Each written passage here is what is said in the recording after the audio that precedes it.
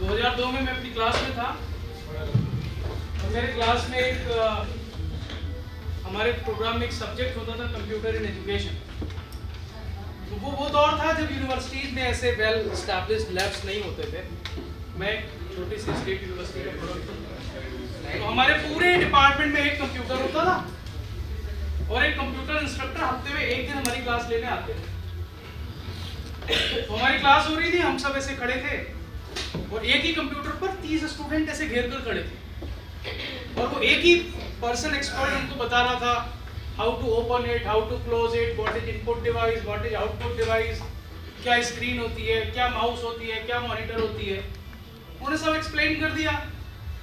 मेरे क्लास में थोड़े लंबे चौड़े लोग ज़्यादा थे, उन्होंने ज़्यादा अच्छे से देख दिया, मैं उतने अच्छे से नहीं देख पाया। उसके बाद उनका ये तुम इधर आओ, मैं इधर आया, ये माउस चला के दिखाओ। घर में टीवी देखी थी, तो माउस उठाया, शुरू हो गए। तो हमको ये भी नहीं पता था कि माउस को रगड़ना पड़ता है। उतनी टेक्नोलॉजी आती थी हमें 20 साल पहले। मजेदार बात है, एमएड में टेक्नोलॉजी, एजुकेशनल टेक्नोलॉजी पेपर होता था। मैं और मेरा एक मित्र कौशल किशोर अभी गया में प्रोफेसर है, हम दोनों ने जानबूझ के वो पेपर ही छोड़ दिया एमएड, क्योंकि नहीं पढ़े। दोनों ने नहीं पढ़ा, गाइडेंस पढ़े थे, क्योंकि उस समय नेट के पेपर का कुछ कॉम्बिनेशन ऐसा होता था कि टेक्नोलॉजी पढ़ने का नेट के पेपर में कुछ ज़्यादा फायदा हो नहीं रहा था, गाइडेंस नहीं पढ़ने का नुकसान हो रहा था। तो हम दोनों ने छोड़ दिया मेजरमेंट एंड गाइडेंस का कॉम्बिनेशन। इसको हम जो बस टेक्नोलॉजी के लेक्चर दे रहे हैं, क्या वक्त है। तो हमने जो कुछ सीखा है अपने प्रैक्टिस से सीखा है, पढ़ा वढ़ा नहीं है ज़्यादा, इसलिए हो सकता है थ्योरेटिकली ये बहुत कमज़ोर हो। लेकिन हायर एजुकेशन में टेक्नोलॉजी की बात अब से नहीं हो रही है। हायर एजुकेशन में टेक्नोलॉजी की बात बहुत लंबे समय से, इवन एजुकेशन में बहुत लंबे समय से हो रही है।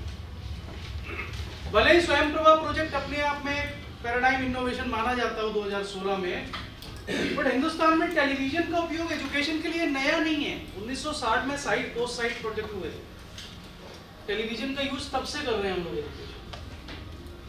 तो ऐसा ही कुछ टेक्नोलॉजी के साथ भी है। एनीवे, मैं अपनी बात एक बहुत फेमस कोट से शुरू करूंगा। कोट एल्बर्ट टोपलर का है और वो कोट है, The illiterates of the 21st century will not be those who cannot read and write, but those who cannot learn, unlearn and relearn. Albert Toffler का quote है। टेक्नोलॉजी के संदर्भ में मैं इसको इसलिए इस्तेमाल करता हूँ क्योंकि मैंने कहा कि मैंने टेक्नोलॉजी पढ़ी नहीं, सिर्फ काम किया है। मैंने कोई कंप्यूटर का डिप्लोमा नहीं लिया है, किसी आईसीटी इन एजुकेशन के कोर्स को कंप्लीट करके कोई मूक कोर्स भी नहीं किया है, कोई सर्टिफिकेशन भी नहीं लिया है। बट टोपलर ने जो बात कही वो मेरा एक्सपीरियंस कहता है टेक्नोलॉजी पर इसलिए लागू होती है क्योंकि मैंने पिछले 2 दशक में टीचर एजुकेशन में आने के बाद टेक्नोलॉजी को बहुत तेजी से बदलते देखा। और एजुकेशनल टेक्नोलॉजी, किसी जमाने में हम software approach, hardware approach, system approach इतना पढ़ा देते थे। फिर उसके बाद आ गए projective, non projective, 2D, 3D, multimedia, ये पढ़ाने लगे। उसके बाद फिर हमने एडगर डेल का कोन मॉडल पढ़ा दिया। शुरू की हमारी एजुकेशनल टेक्नोलॉजी इधर ही थी और वो पढ़ के जब टीचर जाता था ना स्कूल में, उसको ना वो कोन मॉडल यूज करता था, ना वो हार्डवेयर, सॉफ्टवेयर और सिस्टम अप्रोच की डेफिनेशन याद आती थी, ना वो किसी काम आती, क्योंकि टेक्नोलॉजी बदल चुकी होती थी। मैं रिसेंट एग्जांपल लेता हूँ पैंडेमिक का। जब कोविड आया, हम सब फोर्स थे ऑनलाइन क्लासेस लेने के लिए। हम जैसे 4-6 लोग अलग थे जो 2016-17 में शुरू कर चुके थे ऑनलाइन क्लासेस।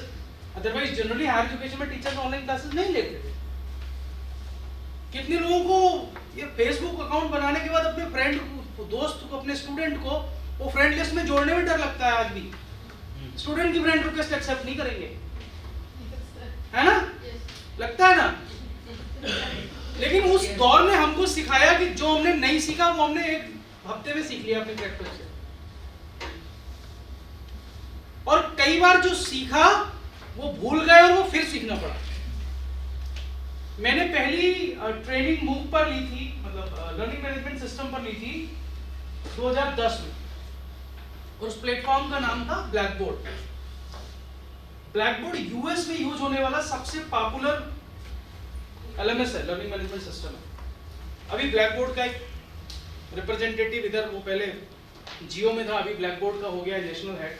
वो गवर्नमेंट पर बहुत प्रेशर बना रहा है कि गवर्नमेंट ब्लैक बोर्ड को खरीद के सारी यूनिवर्सिटीज को दे दे, ताकि सारी यूनिवर्सिटीज अपने learning management system black board पर शिफ्ट कर दें। और अभी इसकी नेशनल एजुकेशन टेक्नोलॉजी फोरम की लास्ट मीटिंग में उस पर 1.5 घंटे का लेक्चर भी था। क्या हम सुनते रहे, हमने कहा नहीं, तुम्हारा नहीं करेंगे। ब्लैक बोर्ड की जब ट्रेनिंग हुई तो हमारे ना सरदर्द हो गए। हमको ना EXE समझ में आता था, ना कंटेंट अपलोड करना समझ में आता था, ना PDF फाइल में PPT को मर्ज करना समझ में आता था। हमारे लिए वो बहुत नई चीजें थी। फिर हमने 6 साल उसको यूज नहीं किया, भूल गए। पैंडेमिक में सब फिर यूज करना पड़ा।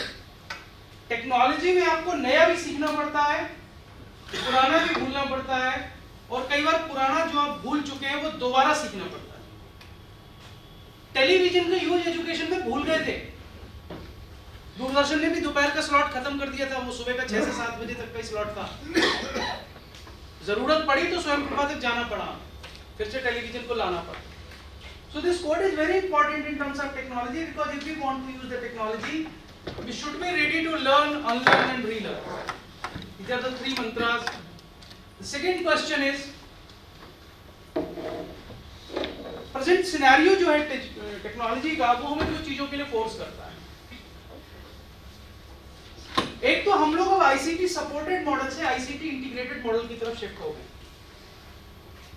एजुकेशन टेक्नोलॉजी में हम जनरेशंस पढ़ते हैं, first generation of technology, second generation of technology, third, fourth, fifth generation में है अभी। हमारे टाइम में, या जब हमने शुरू में जॉब स्टार्ट की थी, या जो हमारे हायर एजुकेशन के दौर थे, वहां टीचर टेक्नोलॉजी को यूज करता था simply to support your learning. पूरी क्लासरूम टीचिंग कर ली, एक वीडियो का लिंक दे दिया, ये वीडियो देख लेना, एक कोई ऑडियो शेयर कर दिया, ये ऑडियो सुन लेना कि हमने सुना था इनका बड़ा अच्छा लेक्चर है, तो हमारे इस टॉपिक में काम में आएगा। फिर सेकंड मॉडल आया जब हम ICT को प्लान करने लगे within our teaching learning. जब सारे ब्लेंडेड मॉडल आए, अलकाटा मॉडल आया, फ्लिप क्लासरूम आया, तमाम सब पुराने मॉडल हैं, और फिर फ्लिप क्लासरूम वगैरह 20-25 साल पुराने मॉडल। ठीक है, हम क्या कर लेंगे, ठीक है, थोड़ा हम क्लास में पढ़ाएंगे, थोड़ा हम ऑनलाइन पढ़ाएंगे, बट वहां तक ICT का सपोर्ट था। 2016 में स्वयं के नॉर्म आए, और 2021 में जब UGC अपने नॉर्म लेकर आई, तो उन्होंने कह दिया कंप्लीटली प्रोग्राम्स ऑनलाइन होंगे, forget about courses. Now the whole program, whole MA, even 4 दिन पहले ही विनीत जोशी की चिट्ठी सारे B.Ed कॉलेजेस को गई है देश भर में कि now your B.Ed courses will be on स्वयं platform. You need to ask your B.Ed students to take admission 40% courses in per semester in B.Ed program। अभी चिट्ठी गई है 3-4 दिन पहले। अभी पूरे प्रोग्राम्स ऑफर हो रहे हैं। MA हिंदी में ऑनलाइन ऑफर हो रहा है, MA संस्कृत में ऑनलाइन ऑफर हो रहा है, MA ज्योतिष में ऑनलाइन ऑफर हो रहा है, MCOM ऑनलाइन ऑफर हो रहा है, MBA ऑनलाइन ऑफर हो रहा है। बहुत सारे प्रोग्राम्स हैं जो कंप्लीटली ऑनलाइन। तो हम चले गए हैं ICT सपोर्टेड से ICT इंटीग्रेटेड मॉडल। आज एडमिशन से लेकर एनरोलमेंट से लेकर रिजल्ट डिक्लेरेशन तक सब कुछ ऑनलाइन है। एग्जामिनेशन, रिक्रूटमेंट सब ऑनलाइन है।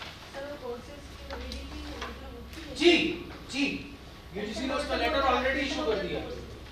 Now UGC is saying that there are 3 modes of learning: face to face, ODL and online.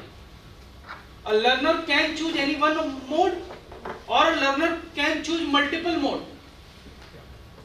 Now after enrollment in the ABC Academic Bank of Credit, a learner will have a flexibility in higher education कि वो 4 course आपके class में पढ़ेगा, 2 course में IGNOU में admission लेगा, 1 course में किसी यूनिवर्सिटी के ऑनलाइन कोर्स में एडमिशन ले लेगा, और टोटल क्रेडिट एक्यूमुलेट कर देगा जो उसको सेमेस्टर में चाहिए।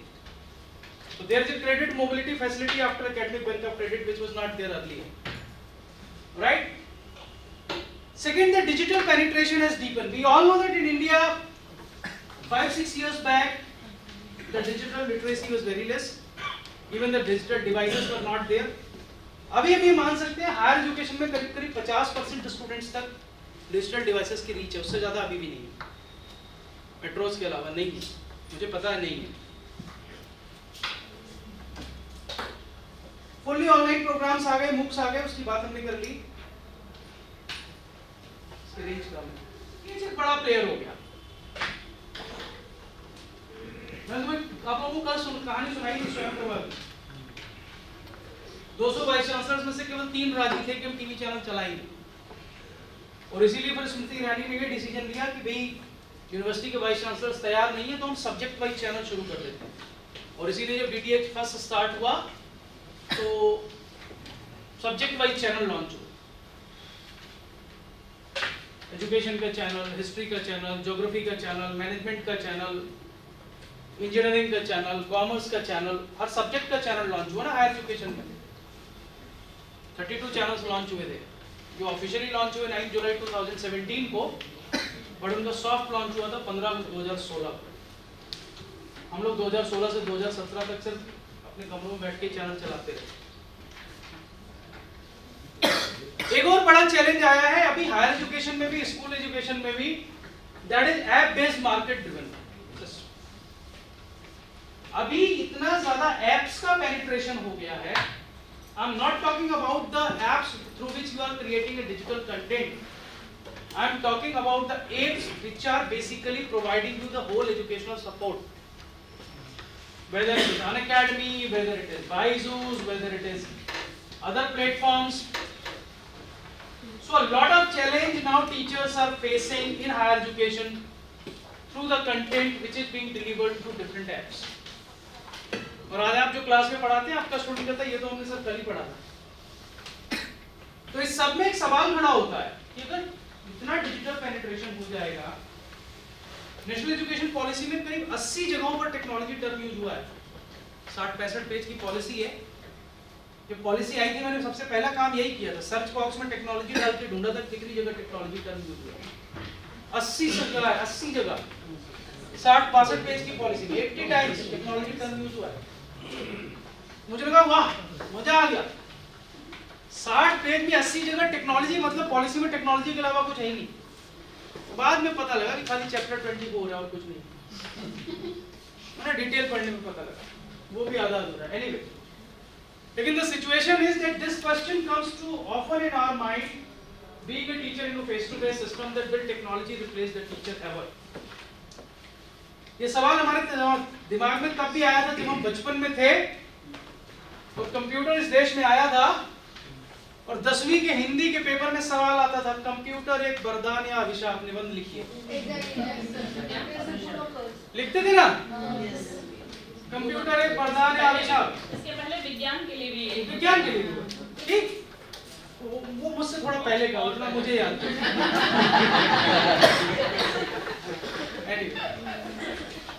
तो लेकिन कंप्यूटर आया था ना तो हम बहुत लिखते थे, बैंकिंग में नौकरी खत्म हो जाएंगी, ट्रेन्स बंद हो जाएंगी, यही सब उसके नुकसान लिखा करते थे, हाइपोथेटिकल नुकसान। वही नुकसान आजकल हम टेक्नोलॉजी के लिखते हैं, जो हम कहते हैं एजुकेशन में टेक्नोलॉजी लाओ, टीचर्स की नौकरियां खत्म हो जाएंगी, पीटीआर मैनेज नहीं होगा।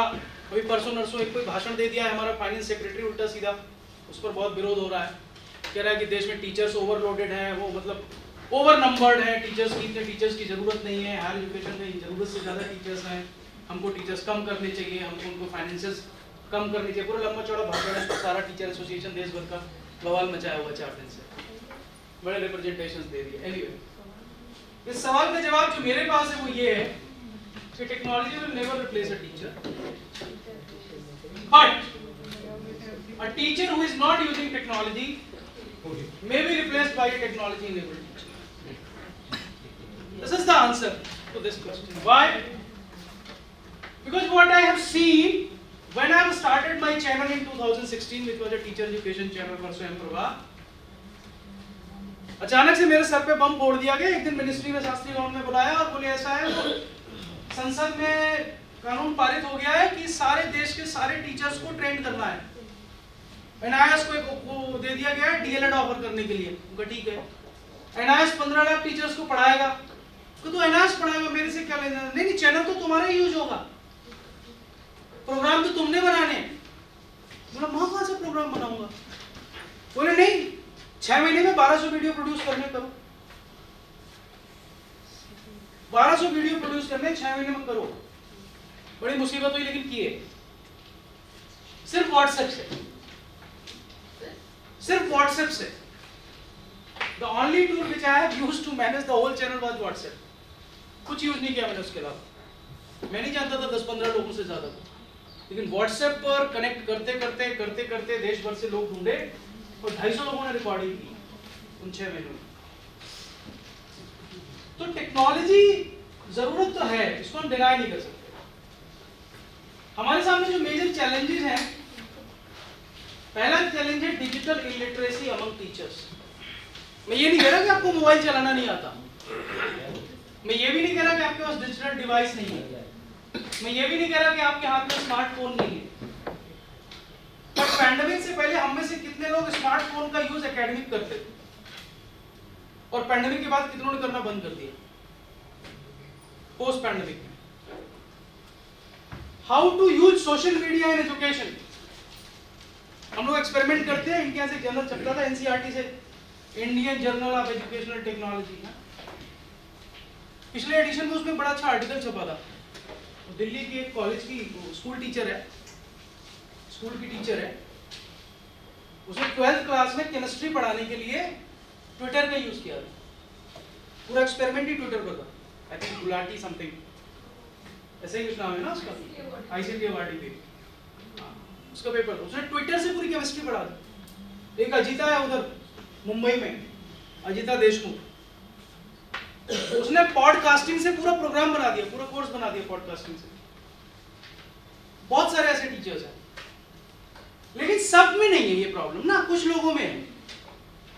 अगर हमें ICT enabled education, higher education के एनवायरनमेंट में सक्सेसफुल करनी है, तो हम ऐसे 2-4 नाम, कोई गुलाटी, कोई अजिता, कोई गौरव सिंह, कुछ नहीं कर सकते।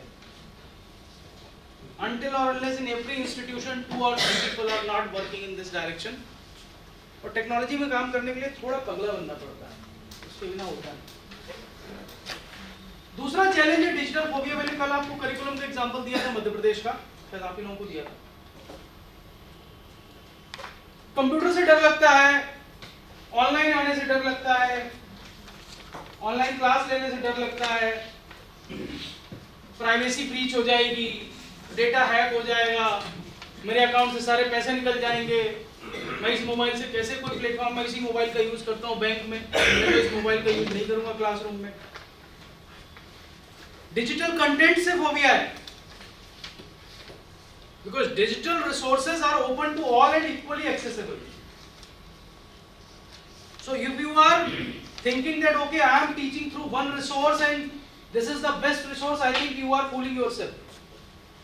Your student may be having the access to the better content than you. बहुत सारे लोग इसलिए टेक्नोलॉजी से भागते हैं। स्कूल में, एजुकेशन में पूरा इंफ्रास्ट्रक्चर एक बड़ा चैलेंज है, ये मैं मानता हूँ। वो 200 वाइस चांसलर्स ने चैनल रन करने से ऐसा ही मना नहीं कर दिया था। उनको पता था कि चैनल रन करने के लिए एक स्टूडियो चाहिए, कंटेंट एडिटिंग, कंटेंट रिकॉर्डिंग की फैसिलिटी चाहिए, फैकल्टी का मोटिवेशन चाहिए, कुछ पगले लोग चाहिए जो दिन भर बैठ के चैनल मैनेज करते रहें, प्रोग्राम का शेड्यूल बनाते रहें। हर व्यक्ति वो मैनेज नहीं कर सकता। इंफ्रास्ट्रक्चर आज भी बड़ा चैलेंज है। स्वयं ने कितना चैलेंज झेला है आपको पता है। स्वयं के जो पहले प्रपोजल मंगाए गए थे, 20 प्रपोजल्स आए थे पहली मीटिंग में, जिसमें से केवल 2 प्रपोजल पब्लिक यूनिवर्सिटी से आए थे, बाकी 18 कोर्सेज के प्रपोजल प्राइवेट यूनिवर्सिटी से आए थे, जिसमें से 12 प्रपोजल थे अमृता आनंदमयी की यूनिवर्सिटी से केरला से, 4 या 5 प्रपोजल थे मणिपाल से, और शायद 3 प्रपोजल थे एमटी यूनिवर्सिटी नोएडा से, और 2 प्रपोजल 2 पब्लिक यूनिवर्सिटीज के थे, बाकी कोई यूनिवर्सिटी एक नहीं थी। और बड़े लंबे समय तक, इवन आज भी लड़ रहे हैं, पता नहीं आपको पता है कि नहीं पता, आज तक दिल्ली यूनिवर्सिटी की एकेडमिक काउंसिल ने स्वयं को एक्सेप्ट नहीं किया है। दिल्ली यूनिवर्सिटी के फैकल्टी एसोसिएशन, टीचर जो एसोसिएशन है, वो अभी भी स्वयं के विरोध में है, उन्होंने अभी तक एक्सेप्ट नहीं किया। मुझे याद है 9 जुलाई 2017 गुरु पूर्णिमा का दिन था, दिल्ली का विज्ञान भवन, प्रणब मुखर्जी देश को समर्पित कर रहे थे स्वयं और स्वयं प्रभा। उस हॉल में 800 वाइस चांसलर बैठे थे, ठीक है, 800 वाइस चांसलर बैठे थे, और स्वयं के नॉर्म्स आ चुके थे 16 में, उनको अडॉप्ट करना था अपनी एकेडमिक काउंसिल में, और पूरे 800 के 800 वाइस चांसलर को ओथ दिलाई गई थी, कसम ऐसे हाथ खड़ा करके कि अगले 2 महीने के भीतर ये नॉर्म हम अपनी एकेडमिक काउंसिल से अप्रूव करा देंगे। आज भी देश में 200 से ज्यादा यूनिवर्सिटीज नहीं है जिन्होंने वो एकेडमिक काउंसिल से अप्रूव कराया। 2016 में कसम खाई थी वाइस चांसलर का, तो टर्म भी खत्म हो गया, वो दूसरी में हो रही है, तीसरी में हो रही है, और कुछ ज्यादा में हो रही है तो भागते फिर रहे हैं, अलग अलग काम है ना, लेकिन हो नहीं पाया। एक और बड़ा चैलेंज है हमारे सामने ट्रेनिंग का। मैं आपको अपना एग्जांपल देता हूं। जब मैं रिकॉर्डिंग कर रहा था स्वयं प्रभा के लिए, मैंने करीब 1200 वीडियो रिकॉर्ड कराया। आज भी मेरे पास मेरी जो 1 टीबी की हार्ड ड्राइव है उसमें 350 वीडियो डंप पड़े हैं। डंप मतलब वो नॉन एडिटेबल है, वो यूट्यूब पे नहीं जा सकते, वो पब्लिक डोमेन में नहीं जा सकते। लोग मुझे शिकायत करते हैं, सर हम रिकॉर्ड करने गए थे, हमने 8 वीडियो रिकॉर्ड किए थे, हमें तो 2 ही वीडियो दिखते हैं। आपने सर्टिफिकेट भी 2 ही वीडियो का दिया, हमको ऑनरेडियम तो 8 का दिया ना, कुछ नहीं है। 6 वीडियो एडिटेबल नहीं है। ऐसा नहीं है कि वो खराब टीचर्स हैं, वो कैमरा टीचर्स नहीं। एक बहुत बड़े प्रोफेसर, बड़ी संस्थाओं में हेड रहे, डीन रहे, उनको मैंने राइट टू एजुकेशन एक्ट पर एक वीडियो रिकॉर्ड करने के लिए बुलाया। उन्होंने पूरे वीडियो में राइट टू एजुकेशन एक्ट पर वीडियो था, और पूरे वीडियो में जहां जहां राइट टू एजुकेशन एक्ट बोला वहां बोला right to education act 2002, right to education act 2002, right to education act 2002। मैं वो वीडियो कैसे पब्लिक डोमेन में ले आऊं?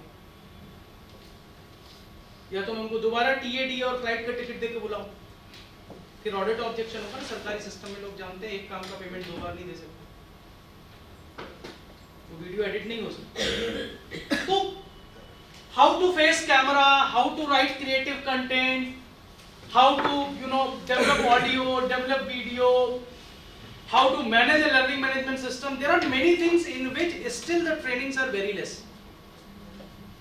पैंडेमिक में जो वर्कशॉप हुई वो बहुत सक्सेसफुल हुई नहीं, इवन पैंडेमिक के बाद भी और उससे पहले भी। मैंने अब तक करीब 200 वर्कशॉप किए हैं ऑनलाइन टीचिंग लर्निंग पर, Swayam Prabha and how to develop MOOC, how to create e content, online offline सब मिलाते। शायद ही कोई एचआरडीसी यूनिवर्सिटी बची जहां पिछले 5 सालों में। मैं जब भी कहीं जाता हूँ 5 दिन की वर्कशॉप होती है, 40-50 लोग बैठते हैं।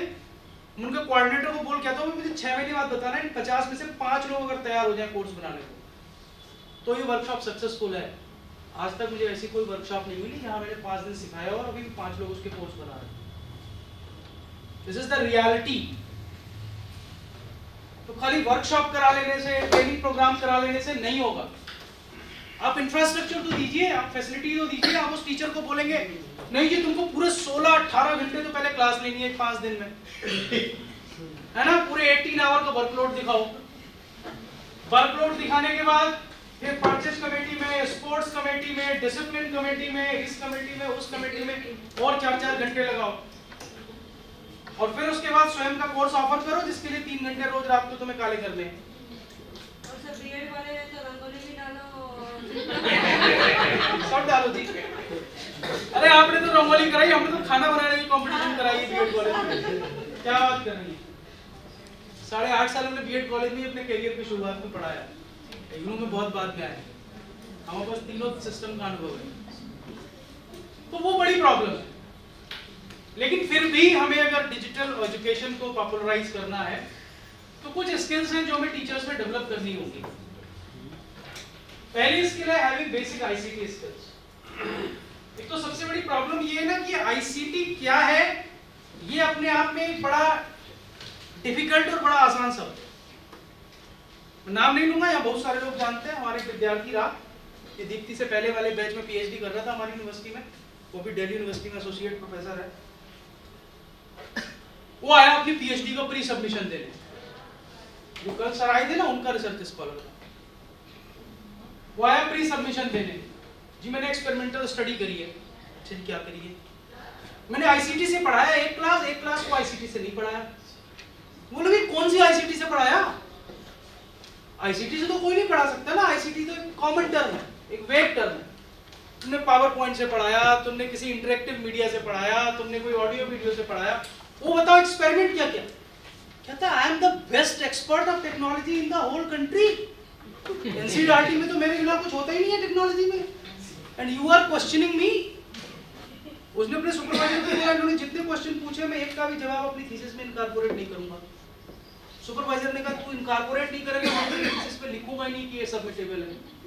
वो बेचारा 10 साल लड़ता रहा, उसकी पीएचडी ना हो पाई, फिर उसको कोई प्राइवेट यूनिवर्सिटी से खरीद के जुगाड़ करना पड़ा। पीएचडी नहीं हुई उसके, सबने सबमिट ही होनी थी उसकी पीएचडी। बहुत कोशिश की उसने, सारी सिफारिश लगा ली, ये कमीशन वो कमीशन सब कर लिया, उसकी पीएचडी हमारे सबमिट नहीं हुई तब, क्योंकि वो तैयार ही नहीं था चेंज करने को। ये जो आईसीटी की स्किल्स है ना, इसमें भी बड़ा कंफ्यूजन है, कौन सी स्किल आईसीटी की है। अगर आईसीटी की ब्रॉड डेफिनेशन में आप जाएंगे तो using a radio is also an ICT. सबसे पहली टीचर ट्रेनिंग हमने इग्नू में जो की थी, झारखंड में 50,000 टीचर रेडियो से ट्रेन कर दिए थे। अभी कश्मीर में मैं इग्नू में था, 26,000 टीचर मुझे ट्रेन करने थे। मैंने प्रपोजल में लिखा था मैं आईसीटी से ट्रेन करूंगा, और जिस दिन मेरा प्रपोजल एक्सेप्ट हुआ कश्मीर के टीचर्स ने मेरे प्रोग्राम में एडमिशन लिया, अगले दिन 370 हट गए, 6 महीने तक इंटरनेट बनता कश्मीर में।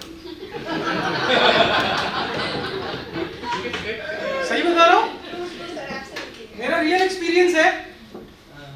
और आप यकीन मानिए उसके बाद भी मैंने कश्मीर के टीचर्स को फेसबुक से पढ़ाया, क्योंकि फेसबुक अकेला ऐसा टूल था जो 2G पे चल जाता था।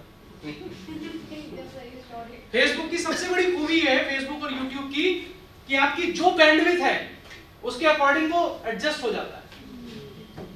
तो 2G में भी फेसबुक चल सकता है, 4G में भी फेसबुक चल सकता है, 5G में भी फेसबुक चल सकता है।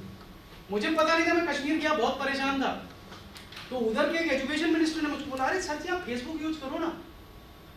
तब फिर मैंने फेसबुक लाइव शुरू किए। पैंडेमिक में हमने खूब फेसबुक लाइव किए, लगातार मैं फेसबुक पे ही रहता था, फेसबुक लाइव सेशन लेता था। और मेरे पास डेटा है फेसबुक वेबसाइट का, जिसको मैंने बाद में यूनिवर्सिटी न्यूज में पब्लिश भी किया, क्योंकि फेसबुक की सबसे अच्छी खूबी है बहुत अच्छा आपको एनालिटिक्स देती है। आपके किस वीडियो को कितने लोगों ने कितनी देर देखा, 5 मिनट कितनों ने देखा, 10 मिनट कितनों ने देखा, किस जगह से देखा। मेरे पास तहसील तक का डेटा है कि किस तहसील में कितने लोगों ने मेरा वीडियो कितनी बार देखा। वो सारा डेटा मैंने पब्लिश किया यूनिवर्सिटी में आर्टिकल। तो सवाल ये है कि चाहे हमें सोशल मीडिया यूज करनी है, चाहे ऑडियो वीडियो बनाने हैं, चाहे पॉडकास्टिंग करनी है, चाहे सिंपल अपने यूनिवर्सिटी के एलएमएस पर कंटेंट अपलोड करना है, वरना कुछ लोगों ने तो एक आर्टिकल लिख के भी अपलोड कर दिया यूनिवर्सिटी की वेबसाइट पे और बाद में क्लेम कर दिया यूजीसी के एपीआई में 2 नंबर ई कंटेंट डेवलपमेंट, ना कुछ भी अपलोड कर दिया। अगर सरकारी वेबसाइट पे कर दिया तो एपीआई मिल जाएगा। और कुछ लोग मेरे जैसे के बहकावे में आ गए। पैंडेमिक में हमारे बीएड में कोर्स होता है learning across language across curriculum. मुझे स्टूडेंट ने कहा सर इस कोर्स का ना कंटेंट ही नहीं मिलता। तो हमारे मित्र इधर ही बीएचयू में है, उसका ना बड़ा अच्छा फेसबुक ग्रुप है, वो व्हाट्सएप ग्रुप है। तो मैंने एक दिन उस ग्रुप में मैसेज डाला कि भाई मुझे 15-16 वॉलंटियर्स चाहिए जो इस कोर्स के लिए ई कंटेंट बनाए, लेकिन शर्त ये है कि उस ई कंटेंट का ना उनको कोई ऑनरेरियम मिलेगा, ना उनको कोई क्रेडिट मिलेगा, ना उसको उनकी यूनिवर्सिटी के एपीआई में कोई फायदा मिलेगा। फिर भी मिल गए 10-12 लोग। वो 10-12 लोगों ने मिलकर 40 वीडियो पूरे कोर्स को वीडियो में कन्वर्ट कर दिया, 40 वीडियोस की पूरी सीरीज बना दी और बहुत अच्छा कंटेंट क्रिएट किया। इवन पीएन सिंह सर को भी मैंने जोड़ा था।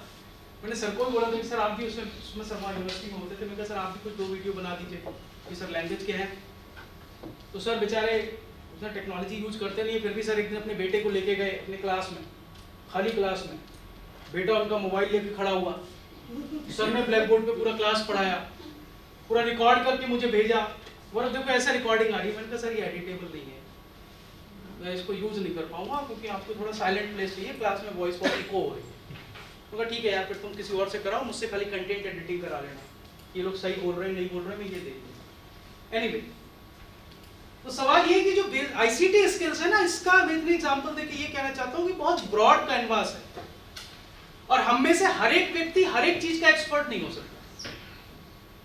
अगर मैं कैमरा फेस नहीं कर सकता लेकिन मेरी वॉइस अच्छी है तो ठीक है, मैं वीडियो नहीं बना सकता, मैं ऑडियो बनाऊंगा, मैं पॉडकास्ट बनाऊंगा।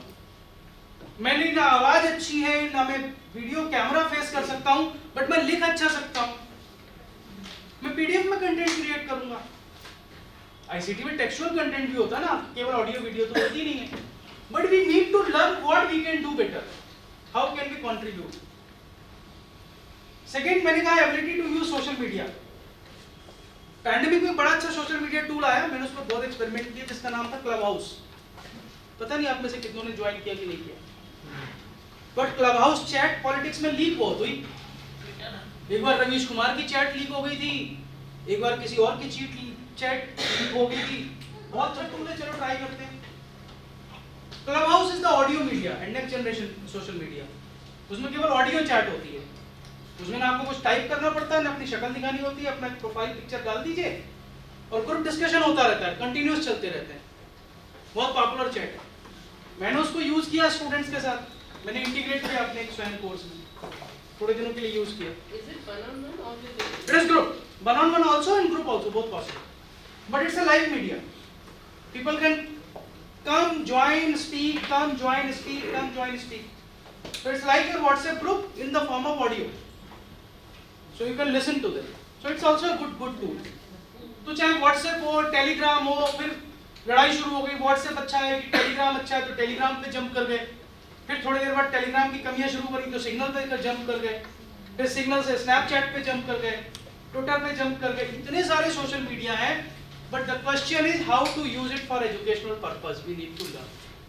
Because social media is the biggest tool to communicate and the quickest tool to communicate. कुछ लोग ग्रुप बना लेते हैं, कुछ लोग चैनल बना लेते हैं, कुछ लोग वन साइड इंफॉर्मेशन शेयर करना चाहते हैं, कुछ लोग डिस्कशंस करना चाहते हैं। सिंक्रोनस भी यूज हो सकता है, एसिंक्रोनस भी यूज हो सकता है, but we need to learn. Then the third skill which we need to learn is to create and post e-content. How to create e-content and how to post e-content. Both are the different things. बहुत सारे लोग जिनको technology का उतना experience नहीं है, जो systems को हैंडल नहीं कर सकते, वो क्रिएट तो कर सकते हैं, पोस्ट नहीं कर सकते। एलएमएस पर कंटेंट हर व्यक्ति पोस्ट नहीं कर सकता जब तक उसको एलएमएस की ट्रेनिंग हम ना दें। सबसे आसान ट्रेनिंग मूडल की होती है। वो हमारे मित्र हैं नीपा में, उनको मैं मूडल मास्टर बोलता हूँ, श्रीनिवास, है ना। वो कोई भी ट्रेनिंग हो उसमें मूडल के 2 दिन जरूर रखते हैं। तो बोलता है यार तुम कुछ भी करते हो साथ में मूडल लेके चले आते हो। हर टॉपिक में उनका मूडल जरूर होता है। ट्रेनिंग अच्छा किसी को, वी आर गुड फ्रेंड्स। तो वो बताते हैं उस ट्रेनिंग का पर्पस ही उनका ये है। वो बोलते हैं मैं यार इसलिए लाता हूँ ना, लोग कंटेंट बना तो लेते हैं, सबको समझ में आ गया, जिसको कुछ नहीं आता उसको मोबाइल ऐप से अपने ऑडियो वीडियो बना के आ गए, बट उसको अपलोड कहाँ करना है, कैसे कंटेंट में ऑर्गेनाइज करना है, this is also very important skill which we need to learn, we are not learning. India में 2 बड़ी प्रॉब्लम है, आप उठा के देख लीजिए। ये दीप्ति जाती है, एक मॉडल है टेक्नोलॉजी एक्सेप्टेंस मॉडल, है ना, जैम मॉडल। हाँ, दीप्ति का ड्रीम था कभी उसको पीएचडी करने का, मैंने करनी नहीं थी इसको। तो ये पहली बार मैं प्रपोजल उससे लेके आई थी, डेविस का मॉडल है। हिंदुस्तान में हम सब लोग ई कंटेंट डेवलप कर रहे हैं, हम सब लोग ई कंटेंट अपलोड कर रहे हैं। आज 9000 से ऊपर कोर्स स्वयं पर है, 2 क्रेडिट से लेकर 4 क्रेडिट, 6 क्रेडिट और 8 क्रेडिट। लेकिन इसका डार्क साइड ये है कि हमारे लर्नर एनरोल तो होता है, कोर्स कंप्लीट नहीं करता। स्वयं का कोर्स कंप्लीशन रेट 4.5% है एट प्रेजेंट। 3 करोड़ में अभी 30 लाख बच्चे ऐसे नहीं है जिन्होंने सर्टिफिकेट लिया। और ये केवल स्वयं की हालत नहीं है, जो फर्स्ट मूव दुनिया में ऑफर हुआ था, introduction to artificial intelligence by Stanford University in 2012, उसका अभी भी कंप्लीशन रेट 3.5 है। What is the problem? मैंने प्रॉब्लम आइडेंटिफाई करने की कोशिश की, मैंने बाद में उसपे पेपर भी लिखा। मैंने कहा कि जो सबसे बड़ी प्रॉब्लम ये है ना कि हम पेडागोजी को समझ नहीं रहे हैं। ऑनलाइन की पेडागोजी फेस टू फेस की पेडागोजी से एंटायरली डिफरेंट है। मैं एक सिंपल एग्जांपल देता हूं। क्लासरूम टीचिंग में the major source of information is the lecture of a teacher. बाकी टेक्स्ट बुक हो, रेफरेंस बुक हो, ऑडियो हो, वीडियो हो, एवरीथिंग इज सपोर्टेड प्रो। वो ऑडियो वीडियो जो क्लासरूम डिस्कशन है वो कोर है, बाकी सारी लर्निंग उसके अराउंड बॉल होती है। ऑनलाइन कोर्सेज में कोर है वीडियो, वीडियो के अराउंड आप सारी चीजें मैनेज करते हैं। And we never studied what are the e learning styles of our learners. Learning style के मॉडल तो हम सब पढ़ लेते हैं, कोल्ब का मॉडल भी पढ़ लेते हैं, वर्क मॉडल भी पढ़ लेते हैं, फ्लेमिंग का, लेकिन वो तो face to face teaching learning के लिए लर्निंग स्टाइल मॉडल्स थे। ई लर्निंग के स्टाइल तो डिफरेंट होते हैं, हिंदुस्तान में कोई स्टडी नहीं है। दूसरी बड़ी प्रॉब्लम इंडिया में है, मैंने ऑलमोस्ट काफी स्वयं कोर्सेज की एनालिसिस की है, बल्कि एक अर्पित स्कीम आई थी, आप लोगों को याद होगी, प्रोफेशनल डेवलपमेंट की, बाद में बंद हो गई, हमने उसका रिव्यू भी किया था। दूसरी बड़ी प्रॉब्लम ये है कि हर एक जो कोर्स है, जो प्रोग्राम है, वो किसी न किसी डिजाइन पर बेस्ड होता है, और ऑनलाइन लर्निंग के इंस्ट्रक्शनल डिजाइन पर हिंदुस्तान में काम नहीं है।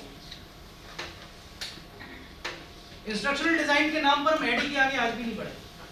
ऐसा नहीं एडी मॉडल खराब है, एडी मॉडल पर बहुत काम हुआ है, 50s में आया, आज तक यूजफुल है, बट वो एडी मॉडल ओडीएल में ज्यादा इफेक्टिव है जब हम मटेरियल लिख रहे हैं। ऑनलाइन लर्निंग के लिए there are certain different models, उन पर कोई स्टडीज नहीं है। तो जब तक वो सारी चीजें नहीं होंगी तब तक हम अच्छा कंटेंट क्रिएट नहीं कर पाएंगे। मैं आपको बड़ा मजेदार फिगर देता हूँ। मैं एक कोर्स इग्नू में देखा तो ऑफर करता था, उस कोर्स का नाम था लर्निंग एंड टीचिंग। 5 साइकिल स्वयं पर मैंने वो कोर्स ऑफर किया, अभी किसी और को दे दिया, और उस कोर्स में मेरे किसी भी साल 8 या किसी भी साइकिल में 8 to 10,000 से कम एनरोलमेंट नहीं रहा। ऑलमोस्ट 5 साइकिल मैंने रन की, करीब 45,000 लोग उस कोर्स में 5 साइकिल में एनरोल हुए।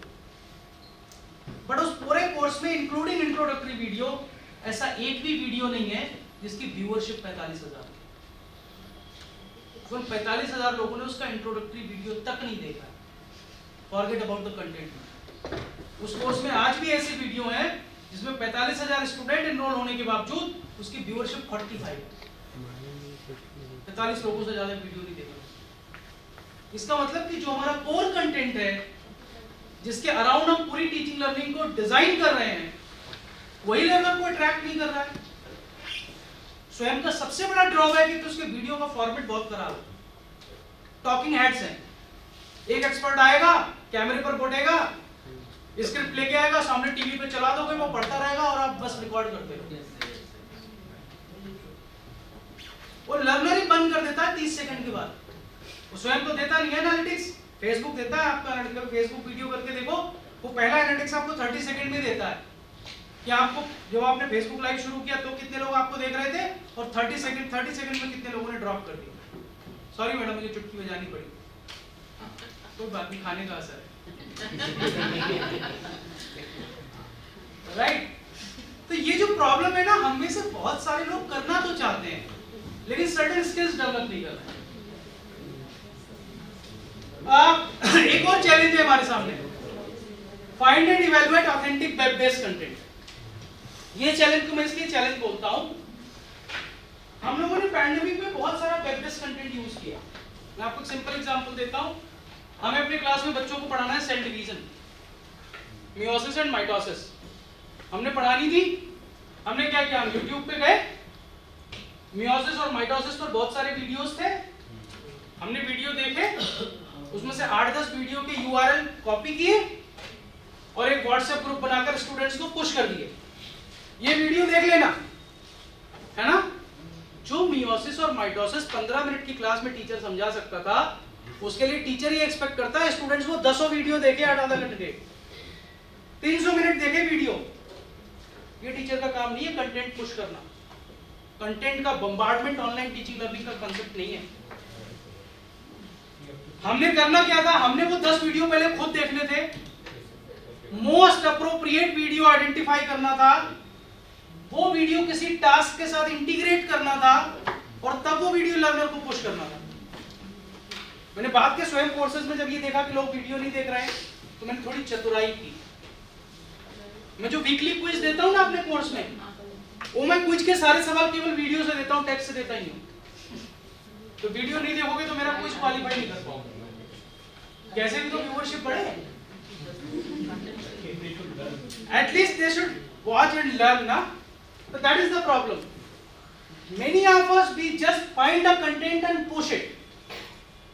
Not only the video, even the text content.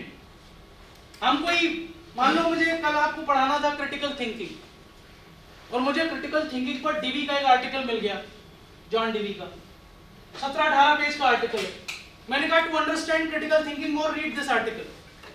अरे उस आर्टिकल में तीसरा पैराग्राफ पेज 6 पे एक पैराग्राफ उतना ही मेरे काम का है, बट मैंने खुद ही वो पूरा आर्टिकल नहीं पढ़ा। जॉन डीवी बड़ा नाम है, क्रिटिकल थिंकिंग पे आर्टिकल है, पढ़ेंगे स्टूडेंट, उनका काम है पढ़ना। Right? Yes ma'am. Sir, I use this kind of what you say already because I teach clinical psychology. Right. And most of the time it's only on psychiatric illnesses that I have to teach. So for example, I'm just saying there's a case called catatonic schizophrenia. Case जो है case description में दे दूँ तो it's very difficult for a student to understand. तो मैं catatonic schizophrenia जो patient है उनका observation जो है YouTube में जाता है, मैं उस full को लगा देती हूँ क्लास में, और the question would be उस पूरे वीडियो को देख के स्टूडेंट को पहचानना पड़ेगा कि जो उसने पढ़ा है क्लास में मैंने सिखाया उसमें कौन सा थिंग जो है वो डिस्क्रिप्शन में आ जाए। Correct. So what do you mean to say that you need to identify the web content, you need to integrate in your teaching learning process, Yes. and then it is useful. ये हमारे सामने बड़ा challenge है, सारे teachers को ये skill सीखनी पड़ेगी। ये सब सिखाने के लिए हमको दबाव कौन डाल रहा है? दबाव डाल रही है नीतियां। बिना नीतियों के हम कुछ करते नहीं, और आजकल तो नीतियां भी आ जाए तब तक नहीं करते जब तक यूजीसी का डंडा न चल जाए, है ना? जब तक रजनीश जैन के 4 लेटर ना आ जाए तब तक यूनिवर्सिटी के वाइस चांसलर के काम में जू नहीं रही, वो फॉरवर्ड भी नहीं करता हेड एंड टीम को फॉर इम्प्लीमेंटेशन प्लीज। 3 डॉक्यूमेंट जो हर टीचर को पढ़ने चाहिए, one is university grants commission online regulation 2018, 2020, 2021। 3 regulations है जो सबको पढ़नी चाहिए। इससे पहले 2016 का स्वयं वाला डॉक्यूमेंट भी है। पहला डॉक्यूमेंट जब 2018 में आया, उससे पहले 2016 का जो स्वयं रेगुलेशन था, अब मैं भी यहाँ डिटेल में बात करूंगा, सारे दोबारा आ जाएंगे, एक एक की बात करते हैं। 16 में फर्स्ट रेगुलेशन आए जो स्वयं रेगुलेशंस बोले जाते हैं। भले ही देश में स्वयं 2017 में दिखाई दिया, बट हम लोग स्वयं पे काम 16 में शुरू कर चुके थे। वो इसी रेगुलेशन को लागू करने के लिए वाइस चांसलर की कसम खाई थी जो आज तक लागू नहीं किया।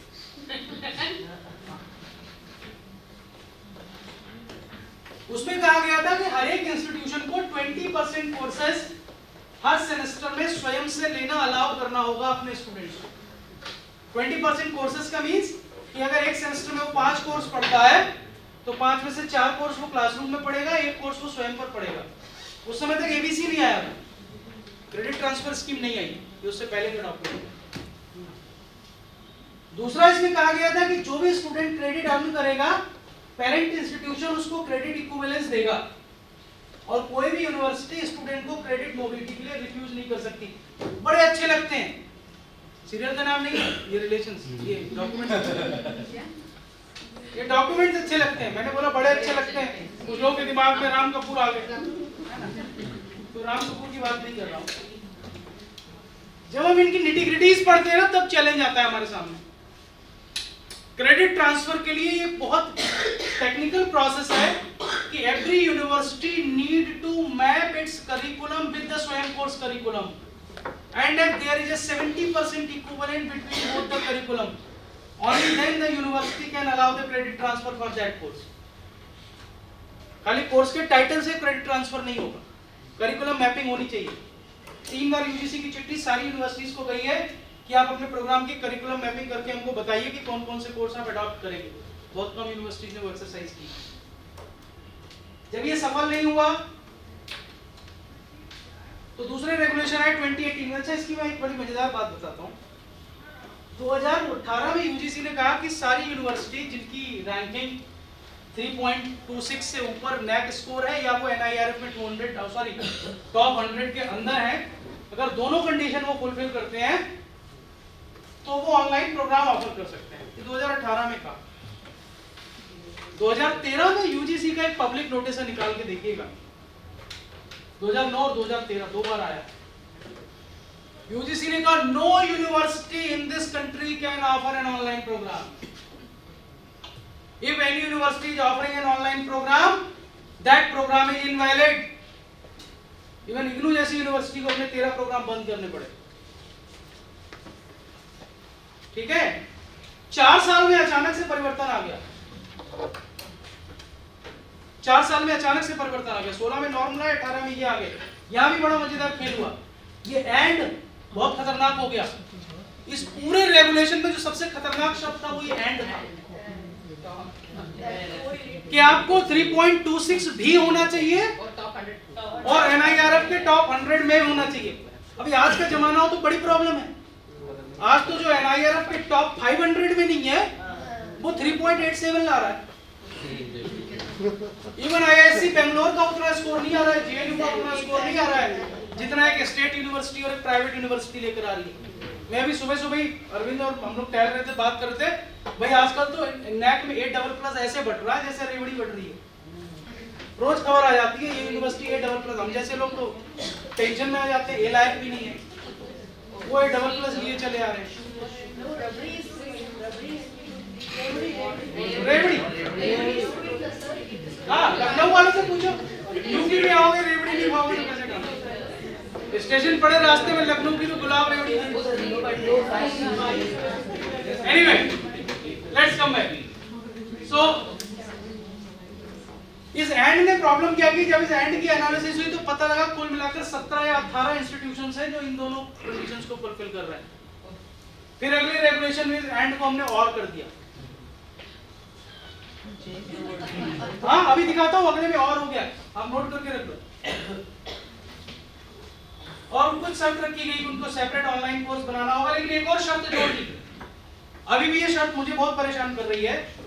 अभी भी ये शर्त है कि क्रेडिट इक्विवेलेंस के लिए जो भी कोर्सेज ऑनलाइन ऑफर किए जाएंगे उनके लिए प्लेटफॉर्म स्वयं होगा,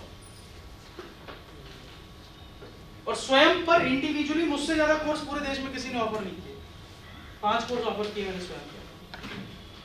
अगर आप मुझसे ईमानदारी से पूछेंगे, रिकॉर्डिंग हो रही फिर भी बोलता हूं, मैंने इससे खराब लर्निंग मैनेजमेंट सिस्टम अपने जीवन में नहीं देखा। मैं बोलता हूं पूरा सरकारी प्लेटफॉर्म है। लर्निंग मैनेजमेंट सिस्टम में ऑनलाइन टीचिंग लर्निंग की सबसे बड़ी रिक्वायरमेंट है लर्नर एनालिटिक्स। मेरे कितने स्टूडेंट ऑनलाइन आ रहे हैं, मेरे कितने स्टूडेंट ने ऑडियो देखा, मेरे कितने स्टूडेंट ने टेक्स्ट पढ़ा, किसकी 10% प्रोग्रेस है, किसकी 20%। कभी कोर्सेरा पर देखिए, जिन्होंने कोर्सेरा पर कोर्स किए होंगे, EDX पर कोर्स किए होंगे, उनको पता है डैशबोर्ड होता है। इवन मूकिट में भी है वो डैशबोर्ड। लर्नर डैशबोर्ड अलग है और जो इंस्ट्रक्टर है उसका डैशबोर्ड अलग है, सबको पता है। इवन कैनवस में भी है वो। स्वयं के कोर्स कोऑर्डिनेटर को नहीं पता नंबर ऑफ एनरोलमेंट के अलावा कि हो क्या रहा है। वो खाली फ्लाइंग लर्नर है, एनरोल करके भाग गया है। वो पढ़ रहा है, नहीं पढ़ रहा है, आ रहा है प्लेटफॉर्म पे, नहीं आ रहा है, कितने मिनट स्पेंड कर रहा है। No data is available. सारा डेटा IIT मद्रास के कब्जे में, कोर्स कोऑर्डिनेटर के पास कुछ नहीं है।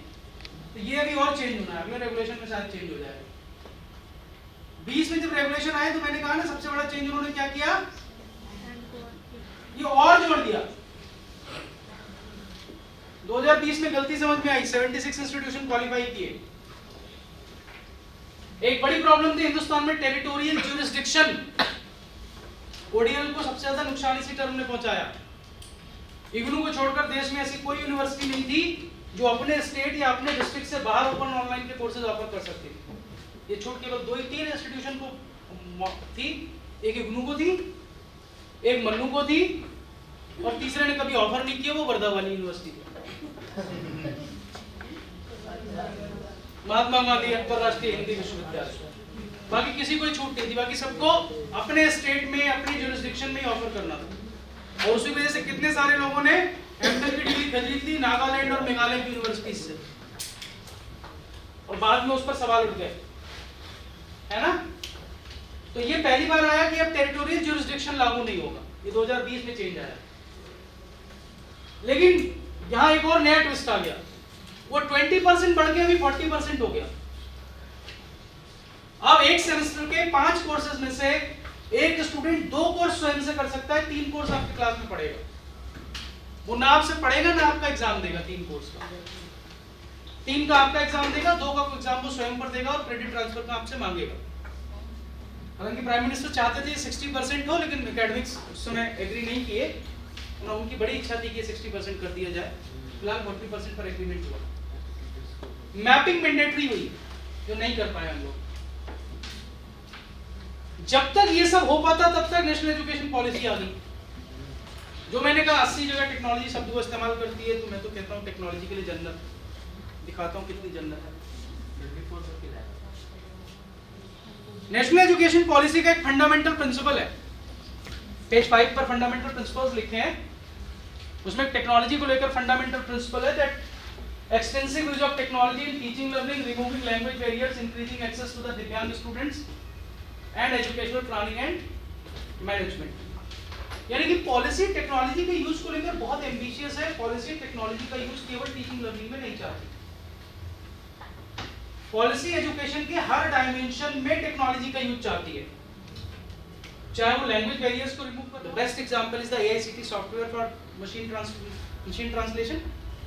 भी जो उनका जो MT का सॉफ्टवेयर है, it is 100 times better than Google translator. Google translator तो कुछ भी नहीं कर सकता। वो 20 पेजेस 20 सेकंड में 9 इंडियन लैंग्वेज में साइमल्टेनियसली ट्रांसलेट कर सकता है। AICT software for machine translation अभी पब्लिक डोमेन में नहीं आया है, केवल सेंट्रल इंस्टीट्यूशंस को ही उसकी एक्सेस है, वो भी जो AICT से ले लेते हैं उनको, सबको नहीं दिया है। पब्लिक डोमेन में आ जाएगा। AICT उसको एक्चुअली मार्केट करने के मूड में लग रही है मुझे शायद।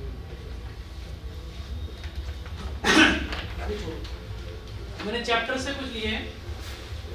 23.2 नेशनल एजुकेशन पॉलिसी में कहता है कि there are certain emerging technology, जिनको बोलता है डिस्ट्रप्टिव टेक्नोलॉजीज हैं, और 7 टेक्नोलॉजीज को वहां उसने मेंशन किया है।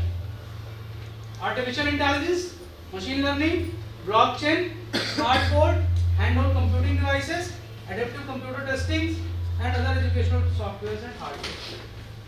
7 तरह की डिस्ट्रप्टिव टेक्नोलॉजीज की बात नेशनल एजुकेशन पॉलिसी करती है। सबसे ज्यादा लड़ाई चल रही है आर्टिफिशियल इंटेलिजेंस पर, है ना? पिछले 1 हफ्ते से तो चैट GPT ने हंगामा मचाया हुआ है ना। एक आर्टिकल हमने भी लिखने की कोशिश की उससे 3-4 दिन पहले। हमने भी एक सवाल पूछा, उसने भी करीब 2000 शब्दों में जवाब दे दिया उस सवाल को। अभी टर्निटिन परेशान हो गया, परसों उसने अपने सॉफ्टवेयर अपग्रेड किए कि कोई चैट GPT से आर्टिकल देके अगर टर्निटिन में डालेगा तो टर्निटिन उसको पकड़ पाएगा कि नहीं पकड़ पाएगा। परसों उसका अपडेट आया। पहले तो आर्टिकल लिखने का तरीका बताओ, फिर उसको पकड़ने का तरीका बताओ, है ना? टेक्नोलॉजी यही करती है। एनीवे, हमारी पॉलिसी 7 चीजों की बात करती है: artificial intelligence, machine learning, blockchain, smart board, handheld computing devices, assistive devices and educational policy. हम एक-एक की बात करते हैं। Artificial intelligence, it is a simulation of human intelligence process by machine, specially computer systems. बहुत कंफ्यूजन है हमारे यहाँ मशीन लर्निंग और आर्टिफिशियल इंटेलिजेंस में। मैडम सब पॉलिसी में लिखा है, कुछ नया नहीं। फोटो खींचने का क्या फायदा? मैं वैसी PPT भेज दूंगा दोनों ही, क्योंकि ना फोटो खींचने से डिस्टर्बेंस होती है। हाँ, मेरे को पसंद नहीं है। टेक्नोलॉजी बता रहा हूँ, बट टेक्नोलॉजी का यूज अलाउ नहीं कर रहा हूँ। ठीक है? हाँ। बहुत कंफ्यूजन है आर्टिफिशियल इंटेलिजेंस और मशीन लर्निंग को लेकर। Actually, artificial intelligence is more facilitative, and artificial intelligence has a broader applications. Artificial intelligence आपको आपकी choices दे रही है। Chat GPT क्या कर रहा है? कितने लोगों ने इंस्टॉल किया अपने सिस्टम मोबाइल में? किया किसी ने? अब तक नहीं। Gmail ID से एक्टिवेट हो जाता है, तुरंत ट्राई करिए। आज ही जाके एक सवाल पूछिए, व्हाट इज आर्टिफिशियल इंटेलिजेंस? इसी सवाल के जवाब देखिए चैट GPT आपको कितना लंबा देता है। सारा कॉपी पेस्ट करके वर्ड फाइल कर दीजिए। मतलब ना कल जो असाइनमेंट मिला वो चैट GPT से है ना? But chat GPT is a good tool. This one of the application. Artificial intelligence का सबसे अच्छा एग्जांपल मैं कल शाम को अपनी वाइफ को बोल रहा था। कल मैं आप लोगों को लेक्चर दे रहा था, और उस लेक्चर में मैंने वॉल्टर का मॉडल यूज किया था। एक जगह वॉल्टर के मॉडल से कुछ डेफिनेशन दी थी ना, उसमें मेरा मोबाइल क्या रखा था। मैं हम लोगों से बातचीत कर रहा था, वॉल्टर के मॉडल पर डिस्कशन कर रहा था। मैं जब गया, मैंने फेसबुक खोला तो मेरा जो पहला फ्रेंड सजेशन था वो वॉल्टर था। पहला सजेशन वॉल्टर था शाम को। मैंने मोबाइल यहाँ रखा था, इसको पता था मैं वॉल्टर की बात कर रहा हूँ, और मैंने जितनी बात की उससे उसने आइडेंटिफाई किया कि दुनिया के जितने वॉल्टर्स हैं उसमें से कौन से वॉल्टर की मैं बात कर रहा था, और मुझे उसका फेसबुक फ्रेंड होना चाहिए। सेकेंड घटना भी मेरे साथ घटी। पंजाबी यूनिवर्सिटी पटियाला में एक प्रोफेसर है, प्रोफेसर कुलविंदर सिंह, रिटायर्ड है, उधर के लोग जानते हैं, स्टैटिस्टिक्स के अच्छे प्रोफेसर हैं, प्रोफेसर लोकेश कौल के रिसर्च स्कॉलर हैं। वो एक दिन मेरी यूनिवर्सिटी में आए, मैं उनको नहीं जानता था, उससे पहले मिला नहीं था, उन्हें किसी स्टूडेंट का पीएचडी वाइवा लेना था, हम दोनों बराबर में बैठे थे, बात कर रहे थे, तो ऐसे मोबाइल उठाया, first French suggestion professor Kulwinder Singh. मैं बोला सर आप वो फेसबुक यूज करते हैं? बोले हाँ। मैंने कहा आपने भी फेसबुक थोड़ी देर पहले यूज किया है? बोले हाँ मैंने देखा था किसी का। मैं देखिए मुझे पता है, मेरे फेसबुक को पता है कि प्रोफेसर कुलविंदर सिंह और मैं एक ही कोऑर्डिनेट पर बैठे हुए हैं और वो मेरे बराबर में है, मैं उनसे बात कर रहा हूं, उन्हें मेरा दोस्त होना चाहिए, उन्हें मेरा दोस्त होना चाहिए, राइट? सो इट मींस हम तो बोलते हैं ना भगवान है नहीं है पता नहीं, महादेव तो बाबा विश्वनाथ वहां बैठे हैं, जो गूगल उनसे बड़ा विश्वनाथ है। बोलते हैं ना प्राइवेसी इज मिथ, आज के टाइम में ये फैक्ट है। बिल्कुल बिल्कुल। The moment your camera is on, your mic is on, whether you are using your mobile or not, Google is knowing what are you doing. And even our state secrets can be leaked from that. Yes, because Google, अरे मैं free में थोड़े दे रहा हूँ तुमको Gmail, तुम्हें क्या लगता है फेसबुक तुमको फ्री में मिल रहा है? नहीं भाई, नहीं सर, ऐड है, तुम्हारा सारा डेटा जा रहा है उसको, सारा बिजनेस मॉडल, सारा डेटा जा रहा है। Why every company want to invest in education in India, in online? Why Blackboard want to come here? Because US government wants the data of the 30 crore students of India. Yes. And if Blackboard will come, the data will go to US. Yes. That is the pure business, data business, right? तो artificial intelligence identification करती है, machine learning learning facilitation करती है। Machine learning आपको individualise learning देगी। आपके class में 40 बच्चे हैं, आपने एक ऑनलाइन टेस्ट बनाया, बच्चों को वो ऑनलाइन टेस्ट दिया, हर एक बच्चे की कुछ performance I. There could be some students who are performing better, there could be some students who are performing average, there could be some students who are performing below average. The machine will identify their capacity and the machine will suggest what kind of content they should learn. मैं research methodology का test लूंगा, मेरी machine बता देगी कि मेरे किस बच्चे को जॉनसन एंड क्रिस्टेंसन पढ़नी चाहिए, कौन सा बच्चा क्रेसवाल समझ सकता है, कौन सा बच्चा एलआरके पढ़ सकता है, कौन से बच्चे की कैपेसिटी अभी सीआर कोठारी की करे, उससे ऊपर का वो नहीं समझ सकता। तो मशीन लर्निंग क्या करेगी? फ्यूचर में इंडिविजुअलाइज्ड लर्निंग देगी। इंडिविजुअल की एबिलिटी, कैपेसिटी, लिंग्विस्टिक कैपेसिटी, उसकी इंटेलिजेंस, सबकी डेटा की एनालिसिस मशीन करेगी और मशीन उसको लर्निंग के सजेशंस देगी। Third technology is blockchain. कल भी मैंने बात की थी, क्रिप्टो करेंसी में शायद कल के बाद एक लोगों ने पैसा लगा दिया और उससे मोटिवेट हो गए, है ना? Blockchain basically identity, privacy and security of the student data करेगी। एबीसी का पूरा मॉडल इसी पर बेस्ड है। अगर एकेडमिक बैंक ऑफ क्रेडिट का आप टेक्नोलॉजिकल एनालिसिस करेंगे टेक्निकल पॉइंट ऑफ व्यू से, तो पूरा ब्लॉकचेन पर बेस्ड है। अभी ब्लॉकचेन बेस्ड डिग्री सब जगह दी जाने लगी है, ऑलमोस्ट सब जगह। आज से 10-12 साल पहले यूके ओपन यूनिवर्सिटी ने शुरू किया था सबसे पहले बैच सिस्टम, तब वो नया सिस्टम था, आज वो नया सिस्टम नहीं। आज हम कोई डिग्री हार्ड कॉपी में नहीं दे रहे, सब ब्लॉकचेन पे दे रहे हैं। वहाँ है जो मर्जी टीचर को चाहिए टीचर वहाँ से एक्सेस कर सकता है, एम्प्लॉयर को चाहिए एम्प्लॉयर वहाँ से एक्सेस कर सकता है, स्टूडेंट को चाहिए स्टूडेंट वहाँ से एक्सेस कर सकता है। स्मार्ट बोर्ड नई चीज नहीं है, लेकिन आज भी बहुत जरूरत है। मुझे याद है 2017 में हमारे ऑपरेशन लॉन्च हुआ था, ऑपरेशन स्मार्ट बोर्ड। 2017 के बजट में उसके लिए 2000 करोड़ रुपए का प्रोविजन रखा गया। उस समय वो अपने पूना वाले एजुकेशन मिनिस्टर होते थे, जो आजकल बेरोजगार है ना? क्यों बेरोजगार है, एनसीईआरटी वाले बेहतर जानते हैं। खैर, हम स्मार्ट बोर्ड पे आते हैं। उन्होंने शुरू किया था कि 5 लाख क्लासेस इस देश के हम स्मार्ट क्लासरूम में बदल देंगे। एक्चुअली हिंदुस्तान में डिजिटल एजुकेशन के लिए 2 सबसे बड़े हर्डल हैं। पहला हर्डल है फिजिकल इंफ्रास्ट्रक्चर, दूसरा हर्डल है डेटा। 15 अगस्त 2021 को जब प्राइम मिनिस्टर ने भाषण दिया लाल किले से, तो उन्होंने एक टारगेट सेट किया कि अगले 1000 दिनों के अंदर हम देश के हर गांव को ऑप्टिकल फाइबर से जोड़ेंगे। यानी कि उस समय भी देश के 50% से ज्यादा गांव ऑप्टिकल फाइबर से नहीं जोड़ेंगे। इसीलिए इतना एम्बिशियस टारगेट सेट करना पड़ा कि 1000 दिन लग जाएंगे। राइट? क्लासरूम्स में जब तक स्मार्ट बोर्ड्स नहीं होंगे तब तक इंटरनेट बेस्ड एजुकेशन क्लासरूम्स में नहीं जा सकती। So this are then the fourth this the hand held computing device. आजकल क्या फायदा हो रहा है, सारी राज्य सरकारें फ्री में बांट रही हैं। मुझे याद है हैंड हेल्ड कंप्यूटिंग डिवाइस पर जो सबसे एम्बिशियस प्रोजेक्ट था वो हमारी एक एजुकेशन मिनिस्टर रही, एजुकेशन मिनिस्टर तो तब नहीं थी, ह्यूमन रिसोर्स मिनिस्टर रही सुषमा स्वराज।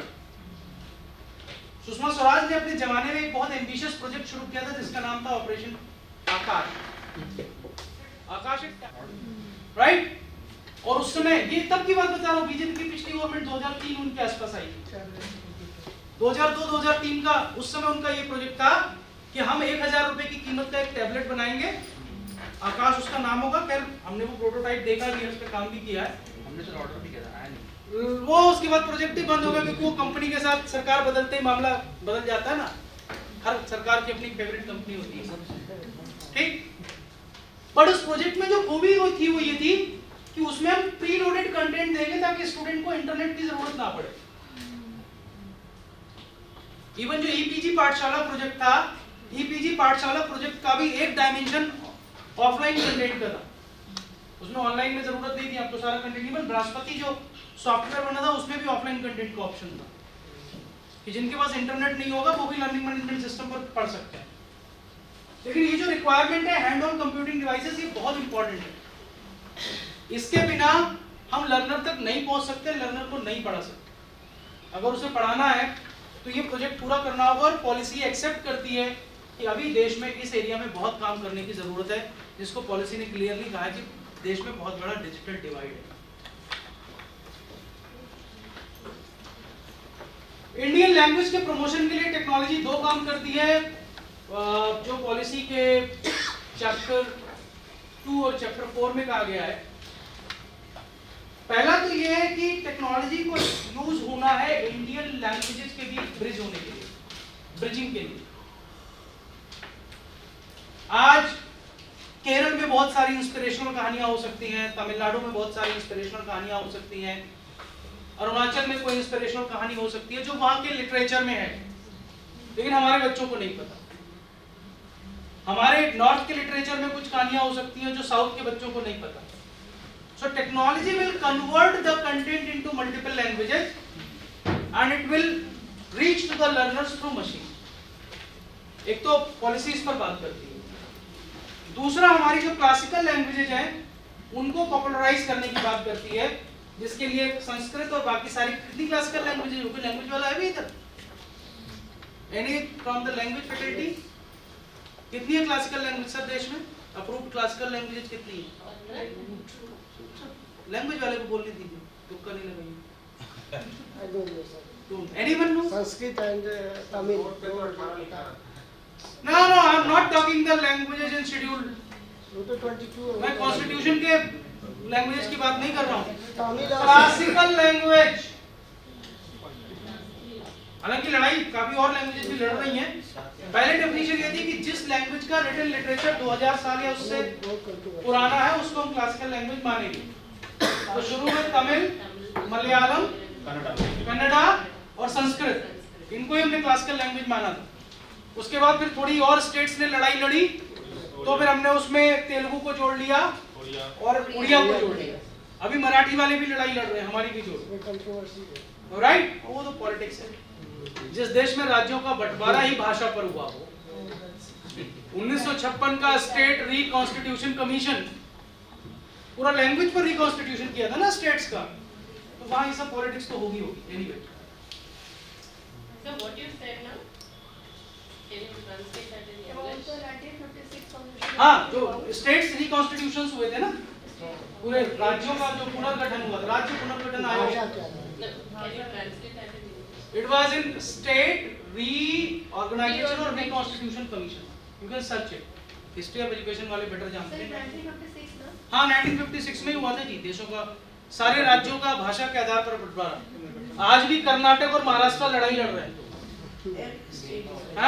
उत्तराखंड और यूपी लड़ाई लड़ रहे हैं। भाई वो पैसा कमाता है रुद्रपुर, वो उत्तराखंड में होना चाहिए कि यूपी में होना चाहिए? बहुत लंबे समय तक लड़ाई लड़ी। महाराष्ट्र गुजरात के बीच बॉर्डर डिस्प्यूट है, कर्नाटका महाराष्ट्र के बीच बॉर्डर डिस्प्यूट है, और वो उनका लॉजिक वही है कि वो है तो कर्नाटका का लेकिन वो बोलते मराठी है तो उनको महाराष्ट्र में होना चाहिए, राइट? तो खैर वो तो गलत, हम उस डिस्प्यूट की बात नहीं कर रहे हैं। हम जहाँ काशी में पढ़े 3 महीने पहले यही काशी तमिल संगम हुआ था, है ना? बहुत एम्बिशियस प्रोजेक्ट था और बहुत सक्सेसफुल प्रोजेक्ट था।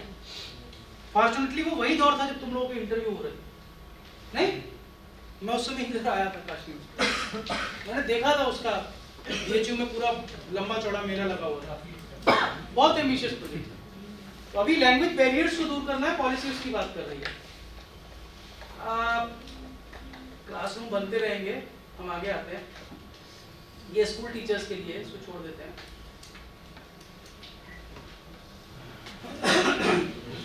बीएड में क्या होगा इसको भी छोड़ देते हैं, हम आगे बढ़ते हैं। बड़ा चैलेंज है एक तो असिस्टिव डिवाइसेस का। Policy language and teaching learning के अलावा जिसकी बात करती है that is called assistive devices.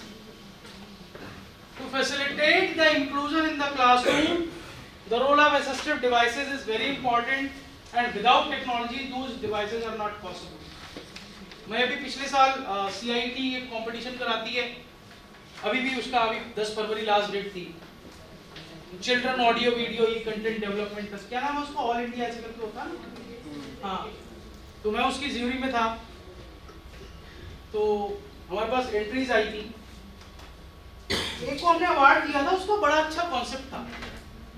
वो एक प्राइवेट कॉलेज की फैकल्टी है, किसी प्राइवेट बीएड कॉलेज की फैकल्टी थी, आईपी यूनिवर्सिटी से एफिलिएटेड। उसने एक ऐप बनाया, text to braille and braille to text, कि कोई भी ई कंटेंट जो अवेलेबल है वेबसाइट पर टेक्सचुअल फॉर्म में, ब्लाइंड लर्नर के लिए वो ब्रेल में कन्वर्ट होगा और ब्रेल प्रिंटर उसका प्रिंट निकाल देगा। और अगर ब्रेल में कंटेंट है और उसको हम कैमरा से स्कैन करेंगे तो वो टेक्स्ट में बदल जाएगा। That was assistive technology. तो टेक्नोलॉजी का बहुत सारा इस्तेमाल, अभी स्मार्ट वो स्टिक्स आ गई, स्मार्ट स्टिक्स, है ना? पुराना जमाना चला गया, वो रेड एंड ब्लैक स्टिक लेकर बेचारा एक ब्लाइंड पर्सन ऐसे ऐसे ऐसे ऐसे करता था। नहीं, अभी तो स्मार्ट स्टिक्स है, वो बोलती हैं, गूगल से कनेक्टेड है। Sir, that connect with a smartphone. Google map, smartphone, अभी जो हियरिंग डिवाइसेस हैं वो आपके स्मार्टफोन से कनेक्टेड है। जो हार्ड ऑफ हियरिंग के लोग हैं वो जो मशीन लेने जाओ, आपको इतनी सस्ती मशीन तो मिलती नहीं है, एक कान की मशीन भी 80-90 हज़ार की आती है ना? और उसमें भी बहुत सारी नई टेक्नोलॉजी आ गई, वो आपके स्मार्टफोन से कनेक्टेड है। आपको लोकेशन का आइडिया देगी, आपके फोन का आइडिया देगी, anything. So the technology is coming up in a big way to support the people who could not survive in a normal environment. वहाँ उसको स्ट्रेंथन करने की बात पॉलिसी कहती है। पॉलिसी ने बड़ी अच्छी बात कही, मुझे बड़ी पसंद थी, जब मैं इग्नू में था तब तक पसंद थी, अब तो पता नहीं है कि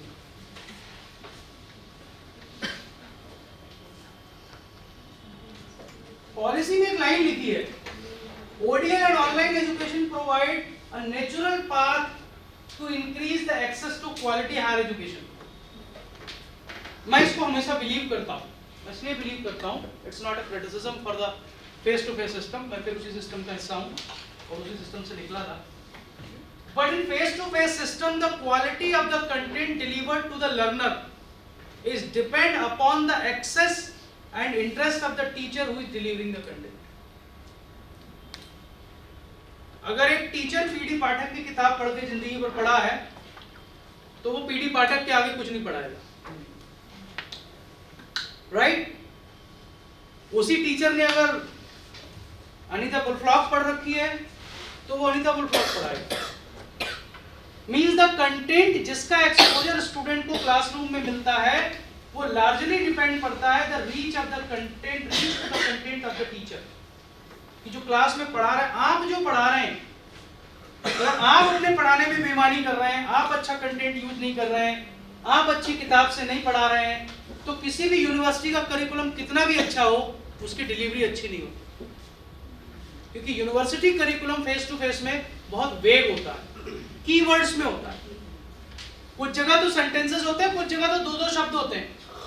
एक बार एक यूनिवर्सिटी से पीजी का पेपर मेरे पास बनने आया, 4 यूनिट के टाइटल थे, हर यूनिट में 2-2 हेडिंग्स थी बस। बोला क्या करूं? बोले हर हेडिंग पे एक क्वेश्चन बना दो। बोला फिर तो हर साल सेम क्वेश्चन बनेगा, अंदर कंटेंट है नहीं कुछ। ओपन एजुकेशन में ऐसा नहीं होता। ओपन एजुकेशन में जो बेस्ट पार्ट है वो करिकुलम डेवलपमेंट है।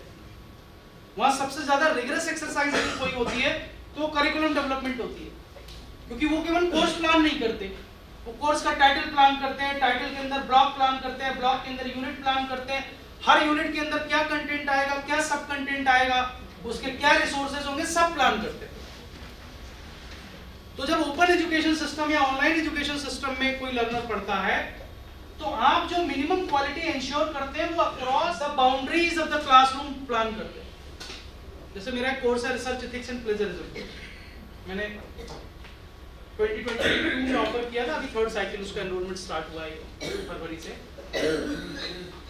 पिछले 2 साइकिल में उसमें करीब 6,500 टीचर्स ने एनरोल किया, वो या तो टीचर्स के लिए है या फिर रिसर्च स्कॉलर्स के लिए। वो करीब 40 यूनिवर्सिटीज ने अपने करिकुलम में अडॉप्ट कर रखा है for the pre PhD course work, तो उनके वो कंपलसरी है, वो स्टूडेंट मेरे कोर्स को करते ही करते हैं। जब मैं उस कोर्स को डिजाइन कर रहा था तो शायद ईश्वर का वरदान था या ईश्वर का इशारा, मैंने उसमें कोई भी इग्नू कंटेंट यूज नहीं किया, इग्नू का मटेरियल यूज नहीं किया। इसीलिए जब मैंने इग्नू छोड़ा तो मुझे अपने सारे स्वयं कोर्स सरेंडर करने पड़े, लेकिन वो कोर्स मेरे पास अभी जिंदा है। उस कोर्स का जब हम करिकुलम बना रहे थे, बैठ कर डिस्कशन कर रहे थे, तो हमने डिसाइड किया कि इसमें कोर थीम्स क्या, हम करिकुलम क्या रखें। तो करिकुलम रखते हैं जो यूजीसी का डॉक्यूमेंट आया है, फिर प्री पीएचडी कोर्स वर्क में रिसर्च एथिक्स में बच्चे को क्या क्या पढ़ना चाहिए। उस करिकुलम में कौन कौन सी की पॉइंट्स हैं, दुनिया में किसमें। अब अगर वहां मैं बताता हूं ऑथरशिप क्या है, तो मैं इग्नू के कंटेंट से नहीं बताता हूं। जो कम्युनिटी ऑफ पब्लिशर्स की इंटरनेशनल कम्युनिटी कोप है, वो जिन मॉडल को फॉलो करती है, मैं केवल वो बताता हूं। तो अब वो आईपी यूनिवर्सिटी का स्टूडेंट हो, मद्रास यूनिवर्सिटी का स्टूडेंट हो, या इग्नू का स्टूडेंट हो, या बीएचयू का स्टूडेंट हो, उसके लिए फिर वो कंटेंट कॉमन हो जाता है। ओडीएल एंड ऑनलाइन की जो सबसे बड़ी खूबी है, ऑनलाइन एजुकेशन पर इसलिए भी हम ज्यादा जोर देते हैं कि ऑनलाइन एजुकेशन में you actually create the content which you don't create in classroom teaching learning. पुराने जनरेशन के लोग नोट्स तब भी बना लेते थे, आज के टीचर्स को वो भी नहीं बताते। कई बार तो नींद से उठ के आते हैं, मोबाइल में टॉप ऊपर गूगल में टॉपिक डाला, मोबाइल खोल लिया, यहाँ रख लिया, लेक्चर खत्म हो गया, चले गए, है ना। इससे ज्यादा नहीं होता। That is the problem. So if online teaching learning will boom and all the courses will come on online platform, the learner will have the access to quality content हो सकता है हर एक बच्चे की कैपेसिटी न्यूमैन की किताब खरीदने की नहीं है, एलआरके की किताब खरीदने की नहीं है, लेकिन अगर एज ए टीचर आपके पास वो किताब है, आपने उसका कंटेंट लेके अपने लर्नर को प्रोवाइड किया है, तो लर्नर को किताब खरीदने की जरूरत नहीं है, उसके पास क्वालिटी कंटेंट अपने आप पहुंच जाएगा अक्रॉस द कंट्री। वो अपने टीचर पर भी डिपेंडेंट नहीं है, वो अपने क्लास टीचर पर भी डिपेंडेंट नहीं है। That is the best solution from this. Time का ध्यान रखना, क्योंकि मुझे पता नहीं, अरे इतनी जल्दी आप लोग 15 मिनट लेट आए। चलिए अगला जो है that is NETF, national educational technology forum. मैंने बताया था न्यू बॉडी बनी है, जो अभी तक एआईसीटी के चेयरमैन थे, जिस दिन रिटायर हुए अगले दिन ये बॉडी अनाउंस हो गई और उसके फाउंडिंग चेयरमैन बन गए, और उससे पहले 1.5 साल तक उस डॉक्यूमेंट पर बैठे रहे।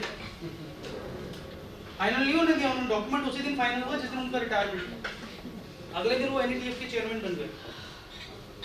इस बॉडी को बहुत एम्बिशियस टास्क दिया गया है, तो मेरे को डर नहीं लगता है रिकॉर्डिंग बॉडी से, लाइफ भी में ऐसे ही बोलता हूं। इस बॉडी को जो टास्क दिया गया है वो ये दिया गया है कि अगर टेक्नोलॉजी को हायर एजुकेशन में सक्सेसफुल करना है तो टेक्नोलॉजी के सर्टेन डायमेंशंस है। पहला है टेक्नोलॉजी एक्सेस, दूसरा है टेक्नोलॉजी ट्रेनिंग, तीसरा है use of technology on different aspects of teaching learning. Technology for curriculum development, technology for content development, technology for resource creation, technology for assessment, right. ये सारे काम के लिए इस डिवीजन में एक वर्टिकल होगा और ये यूजीसी नहीं होगी। NETF is not a regulatory body. It is a facilitating body. It will provide you funds to create the content, to do the research in technology, but it will not regulate or rank or grade. So it is not a regulatory body. That is the best part about this body, which I feel I am still waiting its final document. अभी तक तो मेरे आगे आया नहीं है, but ये एक बड़ा चेंज है जो NEP लेकर आएगी और हायर एजुकेशन में टीचर एजुकेशन का चेंज होगा। टाइम कम है तो मैं सीधे काम की बात पर आता हूँ। ये सब हमको पता है कि कोविड में क्या क्या हुआ। कोविड ने फायदा ये किया कि एक तो यूज होने लगा एग्रेसिव का, बहुत एग्रेसिव यूज हुआ स्वयं का। दूसरा एक प्रोजेक्ट लॉन्च हुआ था पिछले बजट में, इसका PM विद्या योजना। स्वयं प्रभा के जो 32 चैनल थे वो बढ़ाकर 34 किए गए, उसमें से 12 चैनल स्कूल एजुकेशन को दे दिए गए, जिसको हम लोग पर्पसली बोलते हैं 1 क्लास 1 चैनल प्रोजेक्ट। अभी क्लास 1 का एक चैनल है, क्लास 2 का एक चैनल, और अभी पिछले बजट में वो 200 चैनल अनाउंस हुए। अभी हर स्टेट को 12 चैनल मिलेंगे स्कूल एजुकेशन के लिए, वो अपनी रीजनल लैंग्वेज में स्टूडेंट्स को उसमें पढ़ाएंगे। ये टेलीविजन का यूज इसलिए आया क्योंकि पॉलिसी ने बोला कि देश में डिजिटल डिवाइड है, हर जगह इंटरनेट नहीं पहुंच सकता, बट टीवी पहुंच सकती है क्योंकि टीवी सैटेलाइट से कनेक्टेड है। अभी हमारे देश में इंटरनेट सैटेलाइट नहीं है। अगर सैटेलाइट इंटरनेट अलाउ हो जाता तो बेचारे पराग अग्रवाल को ट्विटर की नौकरी नहीं छोड़नी पड़ती ना पहले ही दिन। उसका बॉस तो इसीलिए नाराज था क्योंकि उसकी कंपनी को हमने सैटेलाइट इंटरनेट का लाइसेंस नहीं दिया इंडिया में, इसीलिए उसने 4 इंडियंस को लात मारी पहले दिन अपनी कंपनी से, राइट। एनीवे, हमारे यहाँ अभी भी इंटरनेट सैटेलाइट पर नहीं है, हमारा इंटरनेट अभी भी टेरेस्ट्रियल मॉडल से चलता है। तो लेकिन टेलीविजन सैटेलाइट है।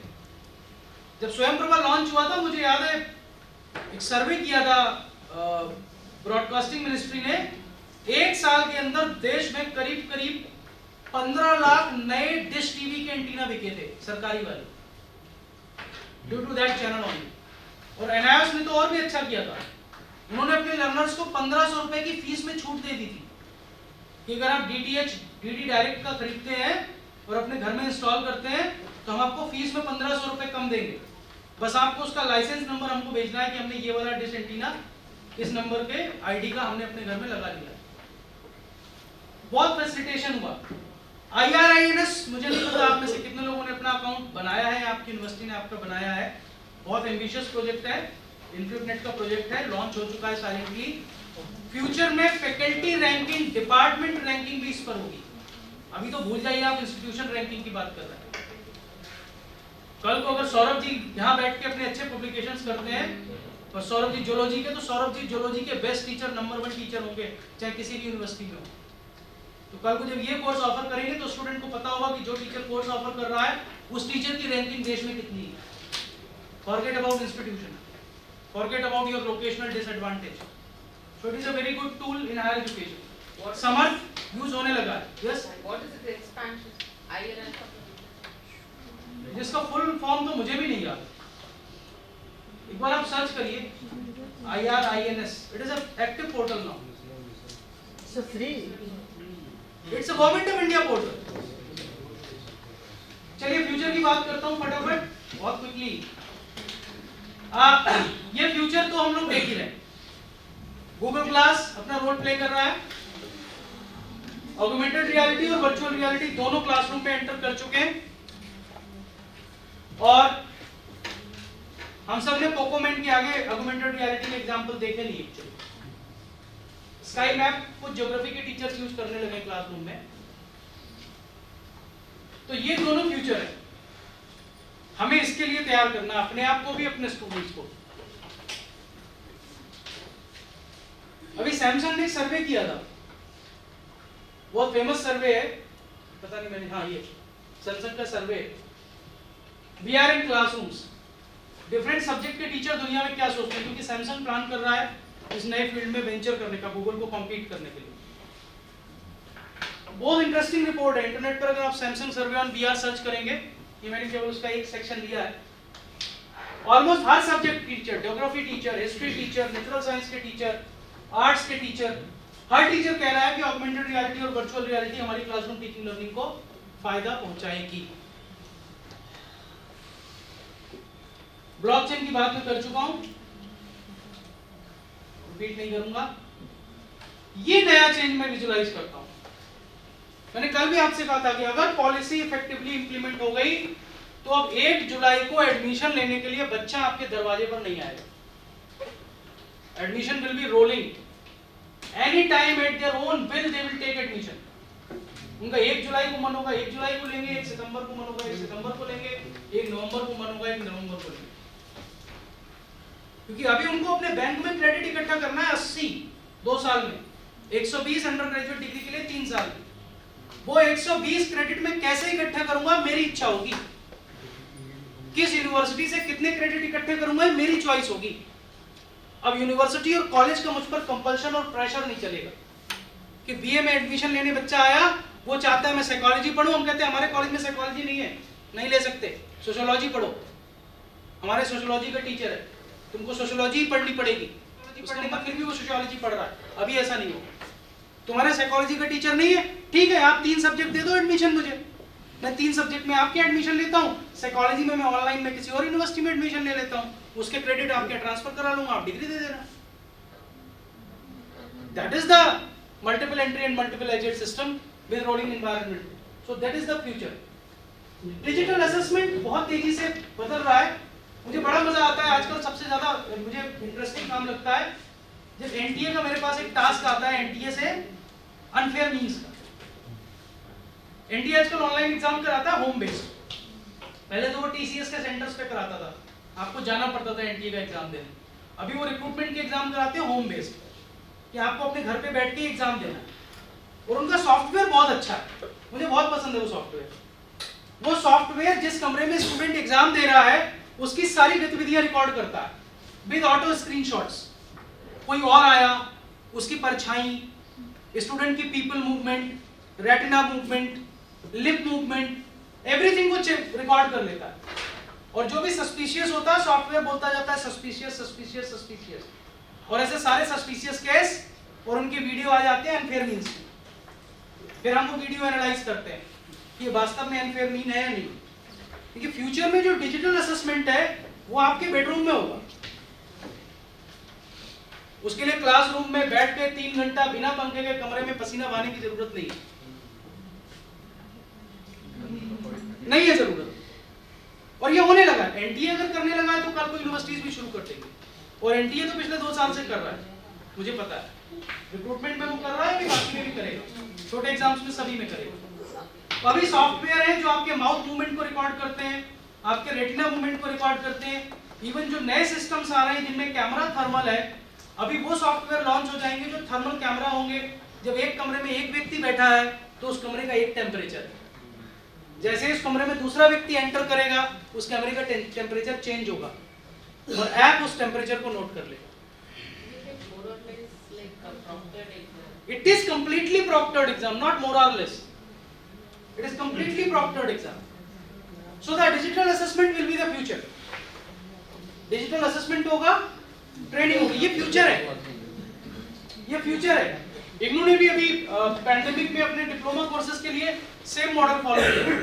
उन्होंने सारे डिप्लोमा कोर्सेज में जिनका एनरोलमेंट 500 से कम था सबके लिए होम बेस्ड एग्जामिनेशन किया, घर में ही बैठ के स्टूडेंट ने एग्जाम दिया था, उसको एग्जामिनेशन सेंटर नहीं जाना पड़ा, proctored examination on screen था। So many institutions have started and slowly it will come to every university. अभी तो रिक्रूटमेंट में होने लगा है। अभी एक यूनिवर्सिटी का रिक्रूटमेंट था, उधर उस वाइस चांसलर ने क्या किया, नाम तो नहीं लूंगा, सबको कहानी पता है, बेचारे बदनाम ज्यादा हो गया आजकल।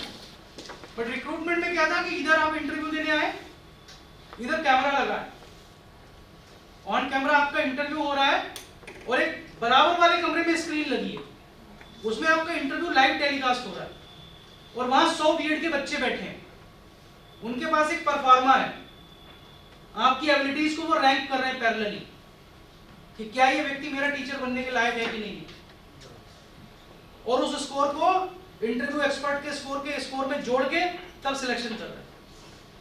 This has happened in this state, UP में हुआ, कहीं और नहीं हुआ। टीचर एजुकेशन के इंटरव्यू एक यूनिवर्सिटी में अभी 6-7 महीने पहले ऐसे ही हुआ, प्रॉपर रैंकिंग हुआ। ठीक है, क्या किया क्या नहीं किया अलग इशू है, but I am just talking as a pedagogical point of view, as an educationist point of view, कि इस लेवल की ट्रांसपेरेंसी अभी पॉसिबल है डिजिटल डिवाइसेस से। तो फ्यूचर में सिफारिश करने वाला वो क्या होगा भगवान जाने। एनीवे, वर्बल रिकॉग्निशन सॉफ्टवेयर्स हैं, हम ओरल एग्जामिनेशन ले सकते हैं, और ओरल एग्जामिनेशन में वर्बल रिकॉग्निशन सॉफ्टवेयर ये बताएगा कि जो व्यक्ति बोल रहा है, जैसे जब आप एग्जामिनेशन फॉर्म भरते हैं ना, तो फ्यूचर में जब आप एग्जामिनेशन फॉर्म भरते हैं तो आपसे एक आपका वॉइस सैंपल लिया जाएगा स्टूडेंट से, वो वॉइस सैंपल सॉफ्टवेयर में रिकॉर्ड होगा। जब आप एग्जाम देंगे तो आप कहते हैं ना जी कैमरा ऑन नहीं हो रहा है, वो बैंडविड्थ ठीक नहीं आ रही है, हमारे इंटरनेट का प्रॉब्लम है, ठीक है कैमरा ऑफ करो, ओरली बोलो, तुम बोलो, सॉफ्टवेयर रिकॉर्ड करेगा, और तुम्हारा जो वॉइस सैंपल है उस सैंपल से वो मैच कर लेगा कि आंसर तुम ही दे रहे हो, तुम्हारी जगह कोई और बोल रहा है। So all these are the future. All these are the future and they are not very far. Believe me. पिछले 5 साल ने मुझे इतना अनुभव दे दिया है कि टेक्नोलॉजी में अब कोई भी चेंज बहुत दूर नहीं है। जिस दिन एक व्यक्ति ऊपर बैठकर डिसीजन ले लेगा, जैसे आजकल हमारे क्या नाम उनका लेते हैं ना यूजीसी में बैठकर जग्गू दादा, हम लोग जग्गू दादा बोलते हैं उनको, जगदीश कुमार, बहुत क्विक डिसीजन लेते हैं। तो यदि ऐसा व्यक्ति 4-5 पोजीशन पर 4-5 ऐसे ही जग्गू दादा बैठ गए तो इस देश की हायर एजुकेशन बहुत तेजी से बदल जाएगी, बिलीव मी, बहुत तेजी से। So you should be ready for all these changes and be ready to become a digital educator. Thank you very much. अगर टाइम अलाउ करे तो I can have some questions, अगर ना अलाउ करे तो हम लोग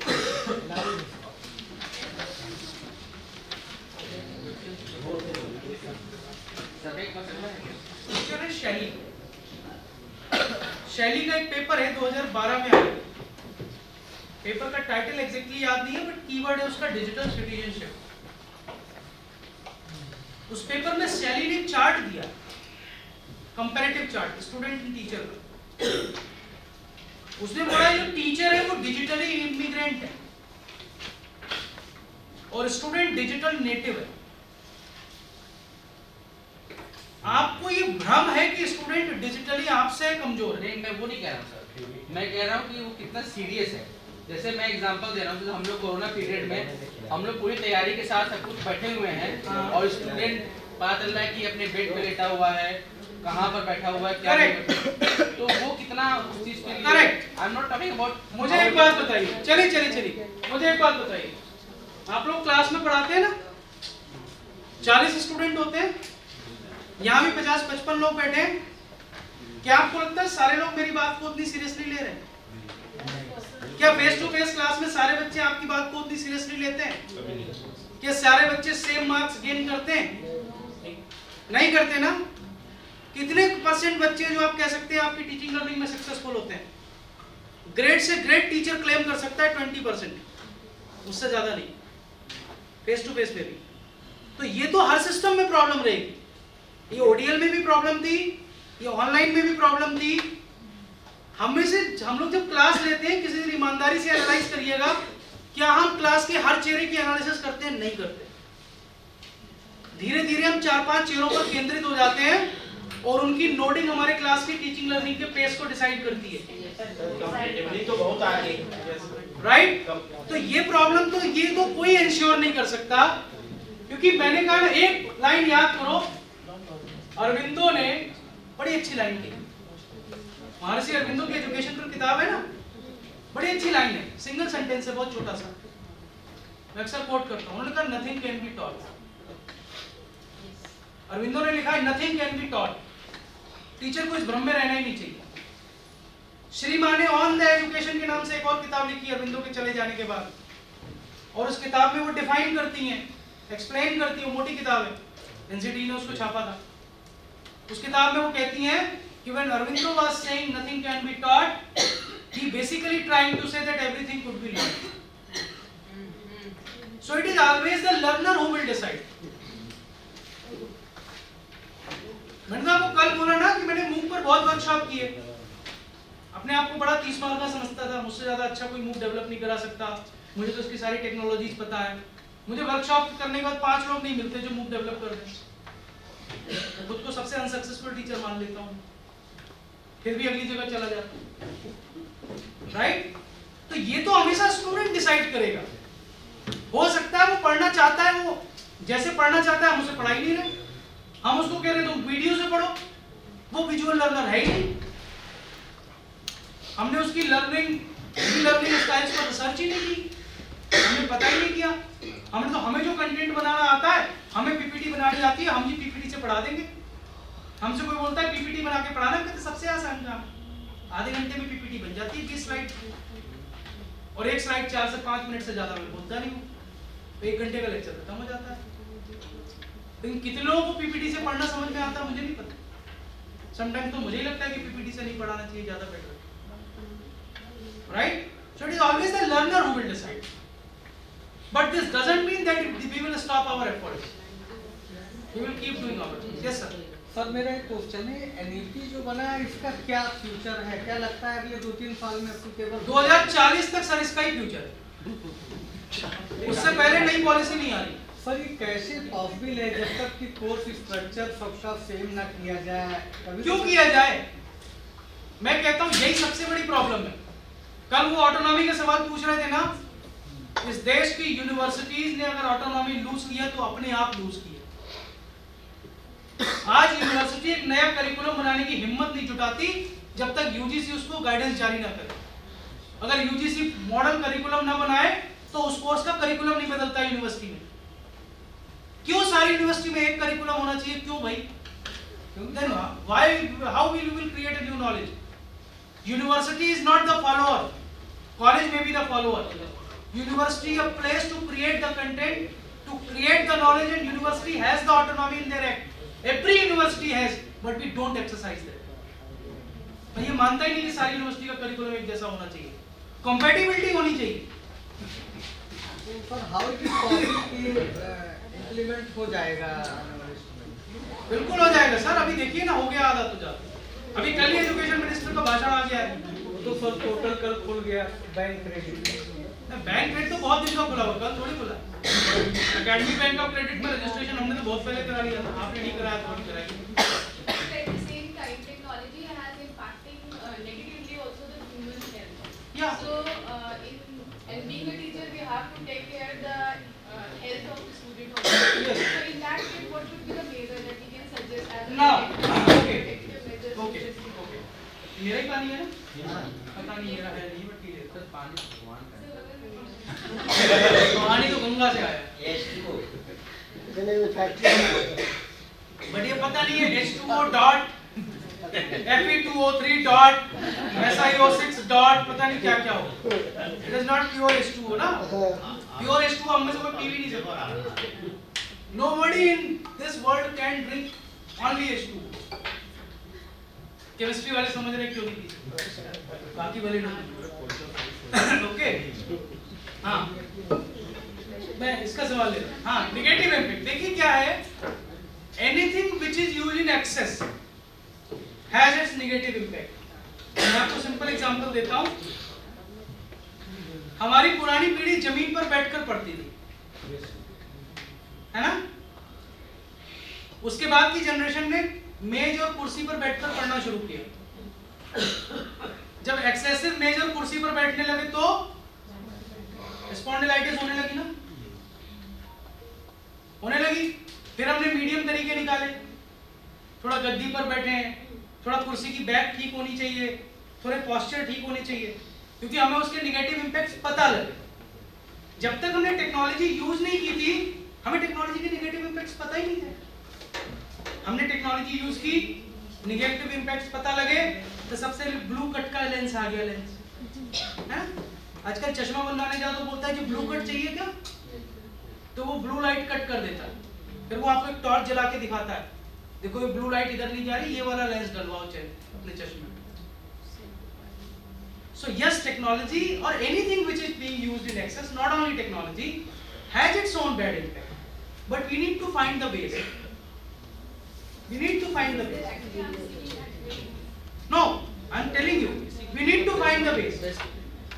हमको स्क्रीन साइज बड़ा करना होगा, हमें फॉन्ट साइज बड़े करने होंगे, हमें मल्टीपल फॉन्ट्स यूज नहीं करना। हम पीपीटी बनाते हैं, बड़ा शौक होता है अलग अलग तरह के फॉन्ट यूज करने का। एक स्लाइड में एरियल, दूसरे में कर्सिव, तीसरे में ये, अरे वो लर्नर की आंख ही परेशान हो जाती है एडजस्ट होते होते भाई। So bright color. पीपीटी का पहला फंडा है that there should be uniform font in all the slides. पहला फंडामेंटल प्रिंसिपल है।